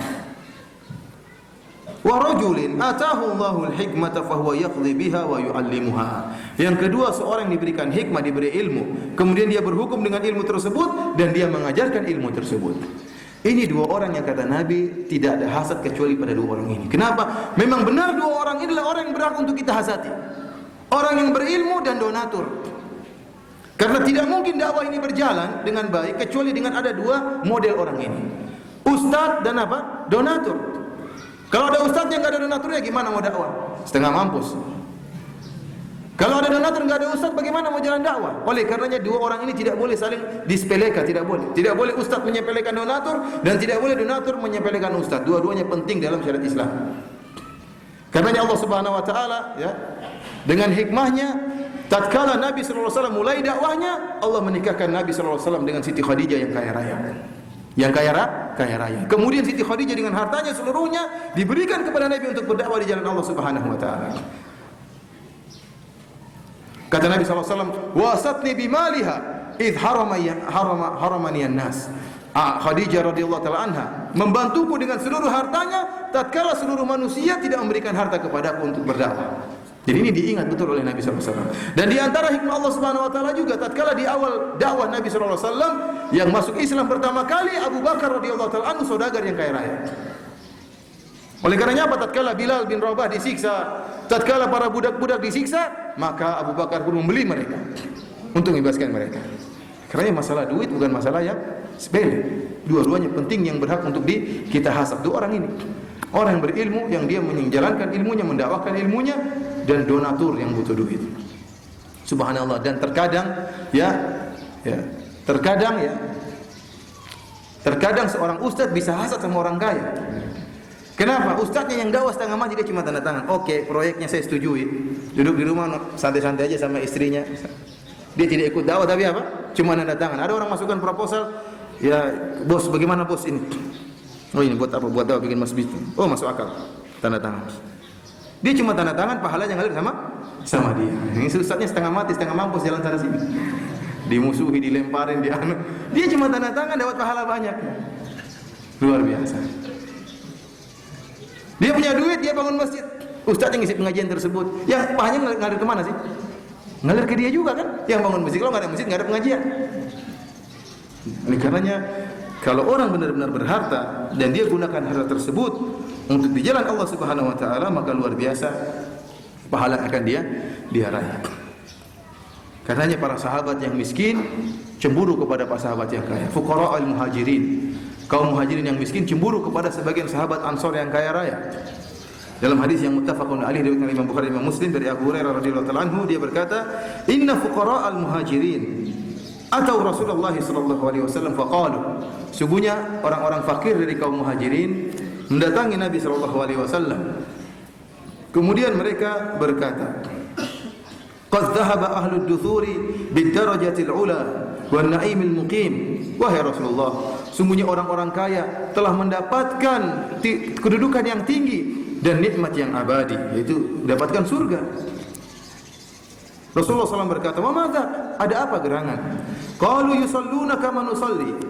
Mereka salat sebagaimana kami salat. Wa yasumuna kama nasum. Mereka orang-orang kaya salat sebagaimana kami orang-orang miskin juga apa? Salat. Mereka orang-orang kaya puasa sebagaimana kami orang-orang miskin juga berpuasa. Wa yatasaddaquna wa la natasaddaq. Cuma tatkala mereka bersedekah, kita tidak bisa bersedekah. Justru kita terima apa? Terima sedekah. Ini tidak bisa, kita cemburu. Mereka melakukan amalan yang tidak bisa kita amalkan. Wa yu'tiquna wa la nu'tiqu. Mereka bisa membebaskan budak sementara kita tidak bisa membebaskan budak. Lihat bagaimana semangat para sahabat berlomba-lomba dalam beramal saleh. Mereka tidak cemburu kepada orang-orang kaya karena kayanya, tidak. Tapi mereka cemburu kenapa? Mereka dapat pahala yang tidak bisa kita lakukan. Itu yang mereka cemburuan, bukan hartanya, bukan apa punya mobil apa, mobil ini enggak, rumahnya kok besar enggak, itu mereka tidak bicarakan masalah ini. Tapi mereka bicara, kok bisa mereka sedekah, kita tidak bisa sedekah ya Allah, ya Rasulullah. Kok bisa mereka berinfak, kita tidak bisa berinfak ya Rasulullah. Kok bisa mereka membebaskan budak, kita tidak bisa orang-orang miskin. Apa solusinya Rasulullah? Kita ingin bisa menyamai mereka. Mereka mendapatkan pahala yang banyak, mereka mendapatkan surga yang tinggi, mereka mendapatkan kenikmatan yang abadi di surga. Maka kata Rasulullah SAW, "Afala u'allimukum syai'an tudrikuna bihi man sabaqakum wa tasbiquna bihi man ba'dakum wa la yakunu ahadun afdhala minkum illa man sana'a mithla ma sana'tum." Apakah mau aku ajarkan kepada kalian tentang suatu perkara yang dengan jika kalian lakukan perkara tersebut, kalian akan bisa menyusul orang-orang yang telah mendahului kalian. Bahkan kalian bisa mendahului orang-orang yang setelah kalian. Dan tidak ada seorang yang lebih afdal daripada kalian kecuali jika dia melakukan seperti apa yang akan kalian lakukan. Qalu bala ya Rasulullah. Tentu Rasulullah, apa tuh pekerjaan itu yang ingin kita dengan pekerjaan tersebut, dengan amalan tersebut kita akan bisa menyusul mereka orang-orang kaya. Kata Rasulullah SAW, "Tusabbihuna wa tukabbiruna wa tahmaduna dubura kulli salatin 33 marrah." Kalian bertasbih, kalian bertakbir, kalian bertahmid setiap selesai salat 33 kali. Setelah itu mereka pun mengerjakan, para sahabat yang miskin-miskin tadi. Bertasbih kan gampang, tasbih, zikir, tahmid, banyak mengingat Allah Subhanahu wa taala.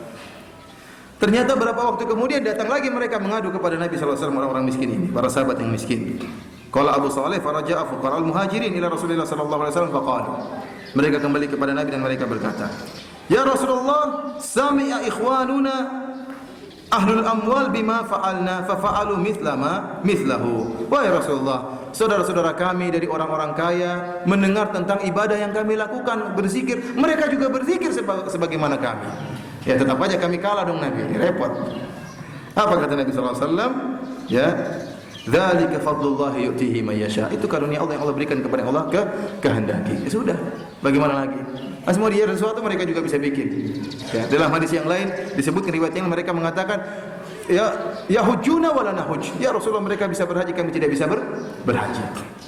Karena orang yang punya harta banyak, kalau benar-benar digunakan di jalan Allah Subhanahu wa taala, maka dia akan bisa memborong begitu banyak pahala di sisi Allah Subhanahu wa taala. Ingat juga sabda Nabi sallallahu alaihi wasallam, "Khairukum anfa'ukum linnas. Sebaik-baik kalian adalah yang paling bermanfaat bagi orang lain. Ya. Dalam hadis yang lain kata Nabi sallallahu alaihi wasallam, ya, wa ahabbul a'mali ila Allah, dan amalan yang paling dicintai oleh Allah Subhanahu wa taala, sururun tudkhuluhu fi qalbi muslim, rasa senang yang kau masukkan di hati seorang muslim. Au taqdi anhu dainan, atau kau lunasi hutangnya. Au tatruda anhu ju'an, atau kau ya menghilangkan rasa laparnya. Au takshifa anhu kurbatan, atau kau menghilangkan kesulitannya. Bayangkan, ini amalan yang paling dicintai oleh Allah Subhanahu wa taala, membantu orang lain. Ya, kalau orang miskin gimana kamu? Ya, saudaraku saya lapar, saya juga lapar, sama-sama. Jadi kalau punya uang, masya Allah, sini. Ayo beli, ya. Diajak ke restoran. Begitu gembiranya dia, begitu kenyangnya dia. Besok lagi ya, iya besok lagi kesini. Oh. Ya, kalau orang kaya itu bisa dilakukan, orang miskin tidak bisa. Kata Rasulullah SAW, wa taqdi anhu dainan, kau bisa lunasi hutangnya. Ada waktu saya ceramah tentang, suatu saat saya ceramah di suatu kota, saya ceramah tentang pentingnya apa? Pentingnya melunasi hutang saudara. Kata Rasulullah SAW, inna salaf yajri majra syatri sadaqah. Sungguhnya berhutang itu pahalanya seperti setengah sedekah. Artinya apa? Jika seorang menghutangkan kepada saudaranya 100 juta, maka seakan-akan dia bersedekah 50 juta. Meskipun 100 juta akan kembali, tapi seakan-akan dia menghutangkan, memsedekahkan berapa? 50 juta. Jadi menghutang, ya, itu nilainya seperti setengah apa? Sedekah. Setelah saya ceramah panjang lebar, setelah saya pulang ke rumah, datang orang. Assalamualaikum Ustaz. Waalaikumsalam. Fadhil. Langsung saja Ustaz, saya punya utang Ustaz. Tadi Ustaz ceramah dan saya punya utang. Jadi saya juga punya utang sama dengan antum. Akhirnya dia mundur, kasihan. Artinya kalau kita enggak punya uang, gimana kita bantu dia? Ya paling kita telepon orang lebih kaya, tolong bantu si fulan. Itu yang bisa kita lakukan. Syafaatan hasanatan. Tapi kalau punya uang langsung sini, kita ikhlas lagi diam-diam. Ini uang, jangan kau beritahukan kepada orang lain. Bagaimana pahala besar yang kita dapatkan dari orang yang bisa membantu. Ya, dari ahabul a'mal ila Allah, amalan yang paling dicintai oleh Allah Subhanahu wa taala, rasa senang yang dimasukkan dalam hati seorang, atau melunasi hutangnya, atau menghilangkan rasa laparnya, atau menghilangkan kesulitannya. Ikhwani fillah, azanillahu wa iyyakum, ya. Dan perlu kita ketahui, barang siapa yang berinfak di jalan Allah Subhanahu wa taala, ya, maka Allah akan menambahkan rezekinya. Ya. Anfiq, ya, yunfaq alaik, ya. Berinfaklah engkau, maka Allah akan berikan kepada engkau. Ya. Tidaklah sedekah akan mengurangi harta. Ini perlu keimanan masalah ini. Oleh karenanya Allah mencela, ya, sifat-sifat pelit. Tidak boleh seorang apa? Pelit. Yang jadi masalah, ikhwan, kalau kita perhatikan dunia Islam, ya, orang kaya muslimin itu banyak. Orang kaya itu apa? Banyak. Tetapi yang jadi masalah, yang pelit juga banyak. Yang kaya banyak, luar biasa, mobilnya ini, mobilnya anu, ini. Subhanallah. Tapi yang pelit juga banyak. Oleh karena Rasulullah SAW bersabda, wala yajtami' syuh wal iman fi qalbi abdin abada. Kata Nabi SAW, tidak mungkin terkumpulkan rasa pelit dan keimanan dalam hati seorang selamanya. Seorang yang beriman. Seorang yang pelit dengan hartanya menunjukkan imannya tidak beres kepada hari akhirat. Tidak beres dengan hari akhirat. Rasulullah mengatakan, anfik yunfaq alaik, ya. Berinfaklah, Allah akan tambahkan hartamu. Harta sedekah tidak akan mengurangi harta. Allah akan berikan ganjaran di dunia sebelum di akhirat. Tapi orang yang pelit, dia kurang beriman dengan hal ini, sehingga dia pelit, sehingga dia apa? Menyimpan hartanya. Ya, ini yang sangat kita khawatirkan. Kenapa? Karena banyak orang Islam yang kaya tapi pelit. Ya, sampai-sampai ada seorang, ya, ahli ilmu yang menulis sebuah buku yang berjudul Al-Bukhala, kisah orang-orang pelit. Bayangkan, kisah orang-orang pelit, ternyata banyak kisahnya. Ya, sampai dikisahkan bagaimana seorang yang sangat pelit, ya, yang ada orang yang sangat pelit, namun ingin diberi pelajaran oleh yang miskin. Datang orang miskin ini mengundang orang yang pelit. Diundang makan gratis. Begitu bahagianya orang pelit ini bisa makan apa? Gratis, padahal dia kaya raya. Dan sering saya sampaikan bahwasanya pelit itu ada dua model. Tingkatan yang rendah adalah pelit sama orang lain. Tingkatan yang paling parah, pelit sama diri sendiri. Kenapa? Sudah kaya, ya, dia mau aduh, jangan. Ya. Itu makanan enak, enggak lah. Yang apa namanya? Kita hidup sederhana saja. Bukan sederhana tapi apa? Pelit. Ya, dia tidak mau keluarkan uangnya. Yang paling bahaya seperti ini, dia bukan hanya menyiksa dirinya, istrinya pun tersiksa. Anak-anaknya pun apa? Tersiksa. Kenapa dia pelit? Dia harus memaksa istri anaknya juga apa? Hidupnya setengah mati. Sampai saya pernah dengar ceramah di Arab Saudi tentang kisah seorang yang pelit sampai tatkala meninggal dunia, anak-anaknya pada ngamuk dengan bapaknya. Ternyata setelah meninggal dunia diberitahukan harta bapakmu sekian-sekian. Marah mereka. Selama ini bapak kita kaya. Kita hidup setengah mati, bapak kita apa? Kaya. Kalau kamu mau menderita sendiri, jangan ajak anak istri yang menderita sendiri. Sebagai orang pelit sama apa? Jangankan pelit sama orang, sama dirinya saja pelit. Untuk berobat saja pelit, cari yang paling murah, yang paling murah. Biar mati tidak apa-apa, yang penting murah. Tidak mau yang mahal-mahal. Ya kalau memang kita tidak boros, kalau ada yang murah kita cari yang murah. Tapi kalau sudah ada yang bagus, kita punya uang, kenapa kita cari yang murah? Cari yang murah saja. Akhirnya apa? Akhirnya menyiksa dirinya bisa meninggal. Ini terjadi orang seperti ini karena ingin hemat, akhirnya apa? Meninggal dunia. Ya. Oleh karena ikhwan fillah azanillahu yakum, ada kisah yang disebutkan oleh Al-Jahith dalam kitab yang dia tulis judulnya Al-Bukhala, kisah orang-orang pelit. Ya, buku tebal tentang kisah orang-orang pelit. Di antaranya ada seorang yang miskin jengkel lihat orang lain. Kan orang kita miskin lihat orang kaya pelit itu jengkel sekali. Ini kurang ajar orang ini. Uangnya banyak baru pelit luar biasa. Kita sudah makan barang, kita nggak mau keluarin uang, dia juga tidak mau keluarin uang, nunggu kita yang keluarin. Kamu uang banyak dibayarin lah, tidak mau bayar diam aja. Dia yang ngobrol terus, kasir sudah panggil dia ngobrol terus sudah. Tunggu kita yang beri baru bayar ke kasir. Ini kurang ajar, pelitnya luar biasa. Tersebutlah ada seorang miskin mengundang orang kaya yang pelit. Maka dia pun hidangkan makanan yang mewah. Dia miskin padahal. Supaya orang kaya ini mengambil pelajaran, jangan pelit. Saya miskin aja bisa bersedekah sama orang kaya. Maka dia pun buat makanan yang enak, kemudian dia hidangkan. Gembiralah orang pelit tadi, orang kaya raya tapi apa? Pelit. Kenapa? Dia bisa makan gratis.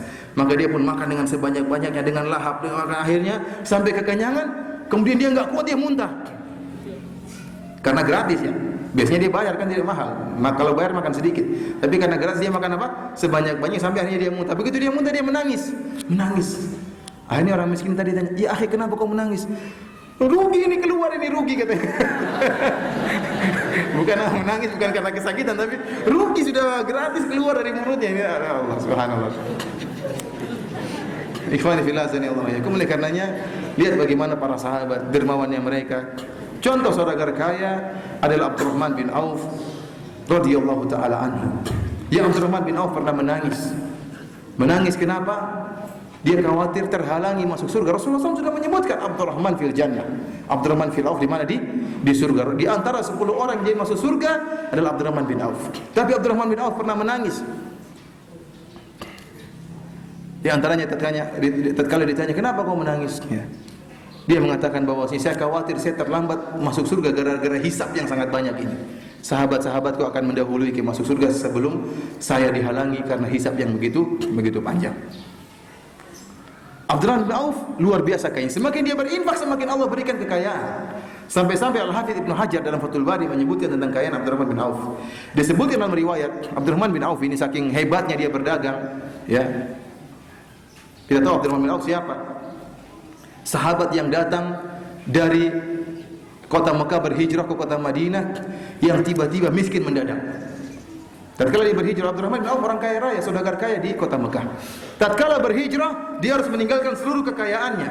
Kemudian miskin mendadak ke Madinah, miskin mendadak. Sampai-sampai Rasulullah SAW ya mempersaudarakan Abdurrahman bin Auf dengan Sa'ad bin Rabi'.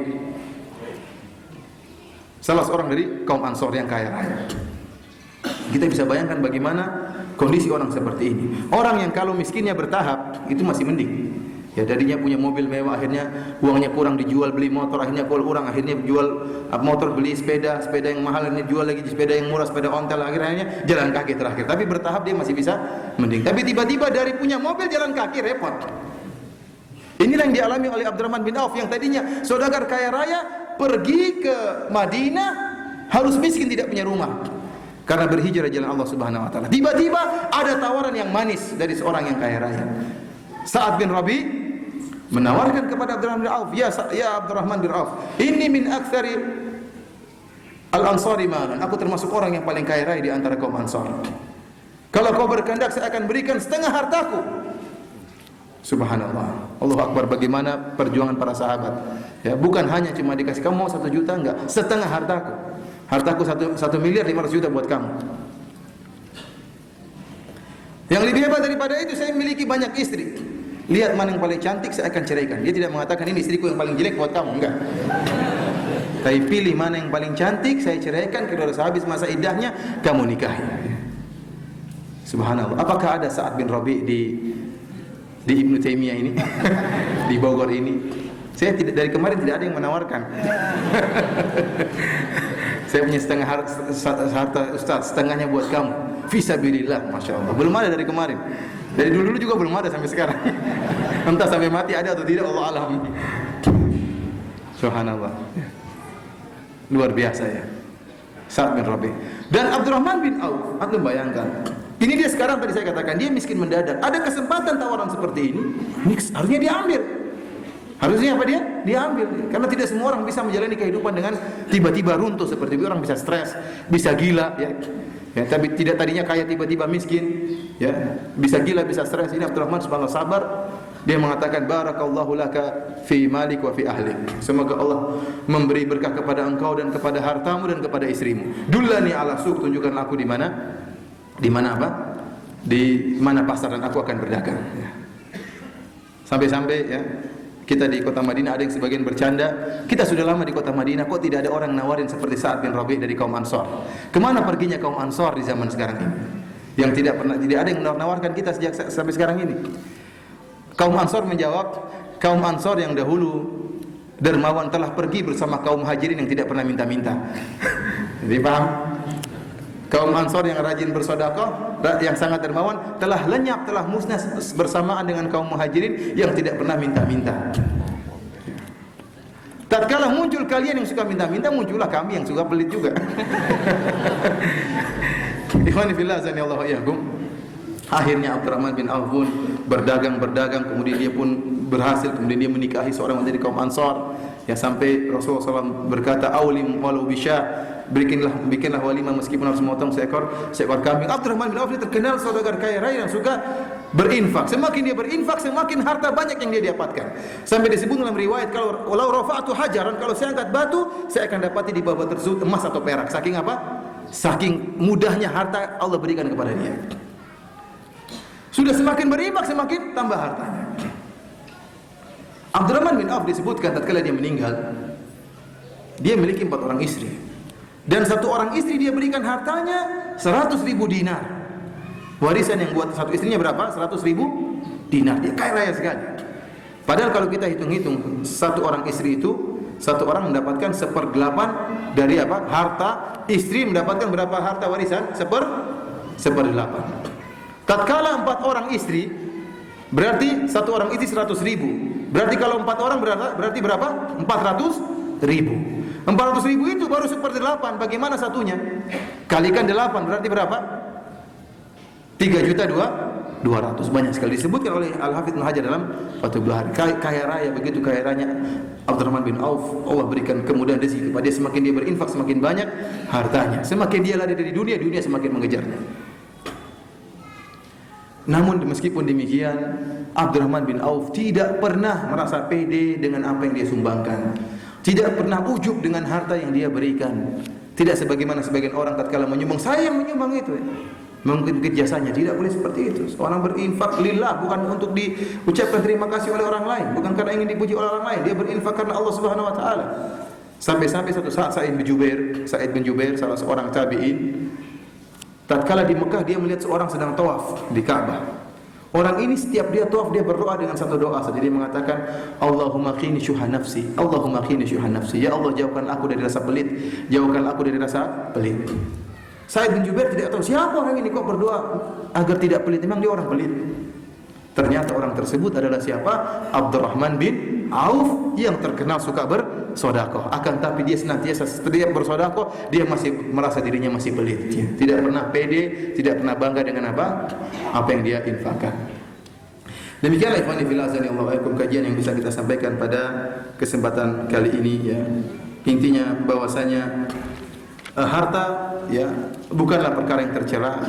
Justru sangat dianjurkan dalam syariat jika seorang memiliki harta, kemudian harta tersebut dia gunakan di jalan Allah Subhanahu wa taala. Ya. sehingga akan mengangkat derajatnya di akhirat kelak. Adapun seorang memiliki harta kemudian dia gunakan untuk hal-hal yang sia-sia yang tidak diridhai oleh Allah Subhanahu wa taala, maka harta tersebut akan mendatangkan kecelakaan baginya di akhirat kelak. Wallahu taala alam bisawab. Kalau ada yang bertanya saya persilakan. Menabung tidak bertentangan dengan apa? Dengan tidak percaya kepada Allah Subhanahu wa taala. Manusia boleh mengatur, boleh menata kehidupannya, dia misalnya mengumpulkan harta dengan tujuan yang mulia, untuk mengumpulkan harta untuk bangun rumah misalnya, karena bagaimana bangun rumah? Tunggu uang datang mungkin langsung banyak, tidak masuk akal kapan dia bangun rumahnya. Dia ingin bangun rumah, dia punya gaji 3 juta sebulan, harus kumpulkan uang selama berapa tahun untuk bangun rumah. Ini suatu yang tabii, yang tidak mengapa. Yang dilarang adalah seorang mengumpulkan uang dengan perasaan terus khawatir nanti jangan nanti saya bagaimana, terus mengkhawatirkan masa depan. Ini tidak boleh seperti ini. Oleh karenanya di antara yang disebutkan oleh Syekh bin Nasir As-Sa'di rahimahullah tentang sebab-sebab al-wasail al-mufidah lil hayati sa'idah, sebab-sebab sarana-sarana yang bisa mengantarkan pada kehidupan yang bahagia adalah jangan terlalu mengkhawatirkan tentang masa depan. Karena sebagian orang dia terkadang terlalu khawatir, seakan-akan kehidupan masa depan menghantuinya. Dia nikah sama suaminya, kalau suami saya mati bagaimana? Suamiku tabung terus, kalau kamu mati bagaimana? Ini orang semua akan mati, tapi seakan-akan dia menyangka suaminya minggu depan akan mati, sehingga dia ketakutan terus, suruh nabung terus. Ini seperti yang tidak boleh. Hidup yang wajar, meninggal sudah, itu urusan Allah. Maha pemberi rezeki. Allah Maha pemberi rezeki. Dan sering saya sampaikan kepada teman-teman pengajian, bagaimana seorang yang tatkala dia dijanin di dalam perut ibunya, Allah beri rezeki kepada dia sebenarnya tidak bisa apa-apa, ternyata Allah beri rezeki kepada dia. Kemudian tatkala dia lahir menjadi seorang bayi, tidak bisa berbuat apa-apa, Allah masih beri rezeki kepadanya. Kemudian dia tinggal kepada orang tuanya, dia tidak bisa berbuat apa-apa, Allah berikan rezeki kepadanya melalui orang tuanya. Lantas kemudian setelah dia dewasa, dia takut Allah tidak beri rezeki kepada dia. Ini suatu hal yang aneh. Tatkala dia tidak bisa bertindak, tidak bisa berusaha, Allah tetap beri rezeki kepada dia. Lantas setelah dia sudah jadi dewasa, kok Allah tidak beri rezeki kepada dia? Berusahalah dan yakinlah bahwasanya Allah Maha pemberi rezeki. Oleh karenanya, masalah menabung ini tidak jadi masalah. Yang tidak dibolehkan adalah terlalu mengkhawatirkan masa depan dengan rasa yang menghantui, seakan-akan akan terjadi sesuatu, mengkhawatirkan sehingga kehidupannya gelisah, Kehidupannya gelisah, dihantui dengan perasaan-perasaan yang buruk, kekhawatiran yang tidak tentang masa depan. Allah a'lam bishawab. Assalamualaikum Ustaz. Bagaimana penjelasan doa Nabi tentang jadikanlah aku bersama orang-orang miskin? Wallahu a'lam bishawab. Tentang kesahihan hadis ini saya belum ngecek secara langsung. Saya sempat membaca ada yang mendhaifkan hadis ini dan ada juga yang menjadikan hadis ini sebagai dalil. Saya tidak tahu. Wallahu a'lam bishawab. Assalamualaikum Ustaz. Bagaimana hukum atau hasil dari harta yang didepositkan di bank syariah? Mengenai bank syariah, tentunya kita tidak bisa menghukum secara mutlak, syariah, bank syariah itu apakah seluruhnya syar'i atau tidak syar'i, harus dilihat tentang bagaimana hakikat daripada muamalah dengan yang ditawarkan oleh bank syariah tersebut, apa kegiatan bank syariah tersebut. Karena pada dasarnya tatkala kita menabung di bank, kita pada dasarnya memberi utangan kepada pihak bank, Maka bagaimana hakikat daripada muamalah tersebut? Apakah ada ribanya atau tidak, Kalau ternyata ada ribanya, meskipun dinamakan dengan deposit atau mudharabah, ternyata prakteknya riba, maka hukumnya tetaplah riba. Tetapi kalau hukumnya ternyata bukan riba, maka bukan riba. Oleh karena tidak bisa kita hukum secara total bank syariah. Harus bank syariah yang mana? Bagaimana prakteknya, ini harus detail. Baru bisa kita beri hukuman pada muamalah secara spesifik pada muamalah tertentu. Wallahu a'lam bishawab. Assalamualaikum warahmatullahi wabarakatuh. Ustaz, terkait dengan pelit dengan diri sendiri, bagaimana apabila kita membatasi pengeluaran karena tahu gajian masih lama sedangkan uang di kantong tinggal sedikit? Itu namanya tahu diri. Allah mengatakan wa kulu washrabu wa la tusrifu, makan dan minumlah dan jangan berlebihan. Kalau memang gaji sudah mau habis, jangan juga akhirnya ngamburin duit, akhirnya harus ngutang. Ini tidak boleh. Ini bukan pelit pada diri sendiri, tapi pelit terpaksa. Bukan apa? Terpaksa harus hemat. Dan ini namanya kecerdasan. Kalau punya uang, pas-pasan, maka jangan kata orang besar apa? Besar tiang daripada pasak atau besar pasak daripada tiang. Pengeluaran lebih banyak daripada penghasilan. Ini tidak jadi masalah. Ini tidak dikatakan pelit, tetapi mengatur sesuai dengan kemampuan ya ekonomi yang dimiliki. Assalamualaikum, barakallahu fikum, Ustaz. Atasan ana mengajak berinfak, tapi dengan cara yang zalim atau syubhat, dengan cara memotong rezeki orang lain tanpa sepengetahuan pemiliknya dan menetapkan jumlahnya dengan cara bid'ahnya. Apakah kita harus mengikutinya atau berlepas diri darinya? Ya, tentunya infak tidak boleh dipaksa. Yang dipaksa hanyalah zakat. Di luar pada zakat kembali kepada masing-masing orang ya. Dan tidak boleh kita mengambil harta dari orang lain yang dia tidak ridhai. Ini merupakan bentuk kezaliman dan hak antum untuk tidak mengikuti sistem dia, apalagi dengan sistem paksa ini. Kemudian dengan cara bid'ah, saya tidak tahu cara apanya seperti apa. Yang jelas itu hak antum untuk tidak ikut dengan acara yang dia lakukan. Berhak untuk tidak ridha dan berhak untuk menuntut dari dia bahwasanya harta itu tidak boleh dipaksa untuk diambil. Masing-masing orang punya kebutuhan. Orang tidak harus infak setiap saat. Terkadang ada kelapangan hartanya, kebutuhannya kurang, dia berinfak dengan banyak. Terkadang pada satu kondisi ya ternyata kebutuhan banyak sehingga bulan tersebut infaknya kurang. Tidak bisa dipaksa setiap bulan harus sekian, dipotong gajinya dengan paksa. Ini adalah bentuk kezaliman yang tidak diperbolehkan. Assalamualaikum, Ustaz. Apakah kerjasama dengan bank muamalat atau syariah dengan sistem yang syar'i dan juga akadnya syar'i diperbolehkan? Syukran. Kalau sistemnya syar'i, akadnya syar'i, prakteknya syar'i, jelas boleh. Ya. Kalau sistemnya syar'i, akadnya syar'i, prakteknya tidak syar'i, ya tidak boleh. Ya. Oleh karena harus sistemnya syar'i, prakteknya syar'i, dan juga akadnya syar'i, baru boleh kita berhubungan dengan bank muamalah atau bank-bank syariat yang lainnya. Wallahu a'lam bishawab. Assalamualaikum, Ustaz. Bagaimana hukumnya investasi saham? Ikhwani fillah, sanallahu yakum. Pertanyaan-pertanyaan seperti ini ya, bank syariah, saham ini tidak bisa dijawab seperti kajian seperti kita ini ya.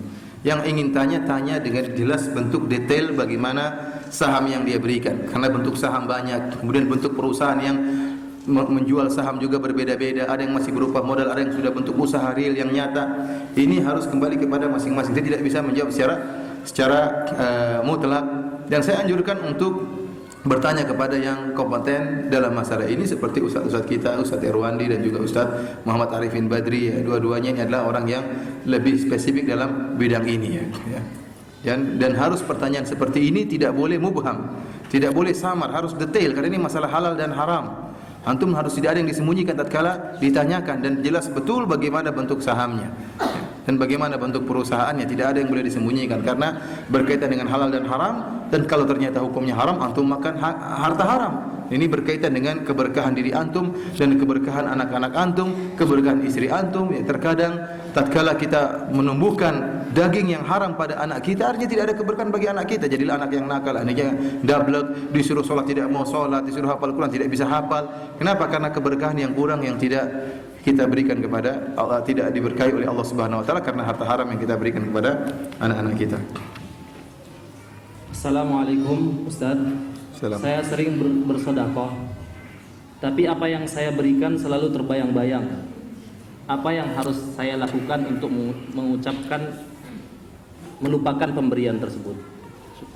Maksudnya terbayang-bayang gimana?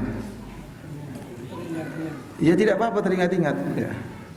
Saya punya sedekah masjid atau saya berinfak masjid atau berwakaf masjid. Saya ingin cek terus bagaimana masjid saya. Ini tidak jadi masalah kalau seperti ini.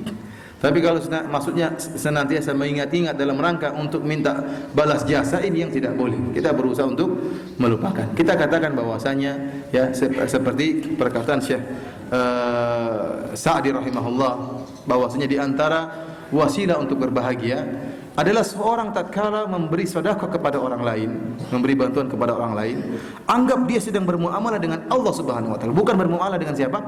Orang ini. Tapi dia sedang bermuamalah dengan siapa? Dengan Allah. Ya Allah, saya beribadah kepadamu ya Allah untuk bersedekah kepada orang ini.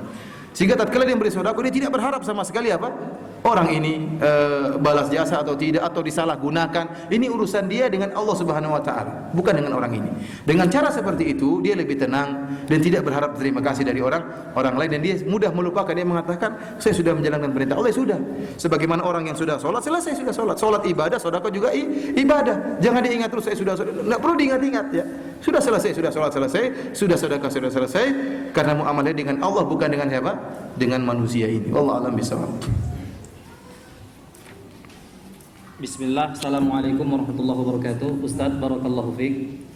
Terkadang hati ini merasa susah memberi sedekah kepada saudara yang susah. Tetapi bila sedekah ke tempat kajian atau sunduk peduli untuk saudara-saudara kita di Palestina atau Suriah, kita terasa mudah atau ringan. Tolong berikan nasihat Ustaz. Syukran. Saya rasa tidak mengapa seorang tatkala ingin memberi sedekah dia memilih-milih mana yang lebih butuhkan ya. Semakin seorang membutuhkan, semakin penting untuk kita kasih sedekah ya. Tatkala mungkin hatinya tergerak tatkala ingin beri sedekah kepada saudara-saudara kita di Suriah, itu wajar-wajar saja. Tapi tatkala kita punya kelebihan harta, kita juga berikan kepada tetangga-tetangga kita yang sering bermuamalah dengan kita. Oleh karenanya kenapa disunahkan untuk membayar zakat, memberi zakat kepada penduduk negeri sendiri, tidak dikeluarkan kepada faturaddu ila fuqaraihim. Kata Nabi sallallahu alaihi wasallam, tu'khadhu min aghniyaihim, zakat diambil dari orang-orang kaya, faturaddu ila fuqaraihim, dan dikembalikan kepada orang-orang miskin di antara mereka. Di antara hikmahnya untuk menghilangkan rasa hasad dari orang-orang miskin. Ini kaya enggak pernah bayar sedekah, tidak pernah pakai sedekah, tidak pernah bayar zakat. Padahal dia sedekah bayar zakat di luar kampungnya. Ya. Ini menimbulkan hasad dari orang-orang miskin, kemudian menimbulkan ketidakcocokan, ya pertikaian di antara penduduk suatu kampung. Oleh karenanya kalau kita bisa, memang mungkin yang besar kita berikan kepada saudara-saudara kita di Suriah karena kebutuhan yang sangat butuh di sana. Namun kita sisakan juga sedikit kita berikan kepada daerah kampung kita, masjid di kampung kita, orang kampung di sekitar kita, sehingga tidak menimbulkan hal-hal yang tidak kita sukai. Wallahu a'lam bishawab. Assalamualaikum ya Ustaz. Bagaimana hukum amalan seseorang yang menginfakkan berupa pohon atau kayu untuk pembangunan masjid, kemudian suatu saat masjid tersebut direnovasi ulang, lalu apakah amalan tersebut masih ada walaupun kayu tersebut telah diganti? Kayunya sudah dibakar ya. Allah alam bishawab ya. Saya tidak tahu ya apa gimana. Dia sudah bangun masjid dengan kayu tersebut, dia sumbangkan tiang-tiang masjid, ternyata kayu tiangnya dibongkar dan diganti dengan masjid yang baru. Apakah pahalanya masih mengalir? Wallahu alam ya. Zahirnya kalau sudah selesai tidak mengalir lagi. Tetapi dia mendapatkan pahala lain, yaitu pahala sebagai promotor. Sebagai apa? Promotor. Orang yang pertama kali membangun masjid sehingga kemudian direnovasi. Kalau tidak ada dia, orang ini tidak akan renovasi. Dia dapat pahala dari sisi lain. Kayunya sudah selesai, sudah terbakar, sudah dibuang, tetapi dia dapat karena dia sebagai orang yang pertama kali membangun masjid, kemudian menarik pembangun yang lain. Mudah-mudahan dia mendapatkan pahala sebagai pemberi contoh yang pertama, sehingga pahala orang yang kedua pun mengalir kepada dia. Wallahu a'lam bishawab. Bismillah. Assalamualaikum Ustaz. Bagaimana cara mengingatkan orang tua agar bisa memanage waktu dalam mencari uang atau bekerja dengan beribadah? Bagaimana cara mengingatkan atau memberi pengertian kepada keduanya agar bisa lebih banyak meluangkan waktu untuk beribadah? Karena saat ini kondisi keuangan keluarga alhamdulillah lebih dari cukup. Jazakallahu khairan. Masalah antara hubungan anak dengan orang tua, maka pertama kali yang sangat penting sebelum memberikan nasihat kepada orang tua adalah memperbaiki sikap kita terhadap orang tua. Tunjukkan bahwasanya setelah kita ikut pengajian maka kita berakhlak lebih mulia, lebih nurut kepada orang tua, lebih patuh kepada orang tua, lebih sering mengunjungi orang tua, lebih sering bersilaturahmi kepada kedua orang tua. Setelah orang tua melihat bagaimana akhlak kita yang mulia, maka kita masuk dalam nasihat dalam bab apa saja. Termasuk di antaranya menasihati orang tua dalam mengatur harta dengan cara-cara yang mungkin sang anak lebih paham daripada saya sebagai ustaz. Saya tidak mengerti bagaimana kondisi orang tuanya. Sang anak bisa melihat celah-celah yang lebih pantas untuk digunakan atau dimasuki dalam rangka untuk menasihati orang tua. Tapi saya nasihatkan bahwasanya yang paling penting adalah sang anak memperbaiki akhlaknya. Tunjukkan bahwasanya seorang yang sudah mengaji di atas manhaj salaf, maka dia memiliki manhaj yang benar-benar baik dalam bermuamalah dengan orang tuanya.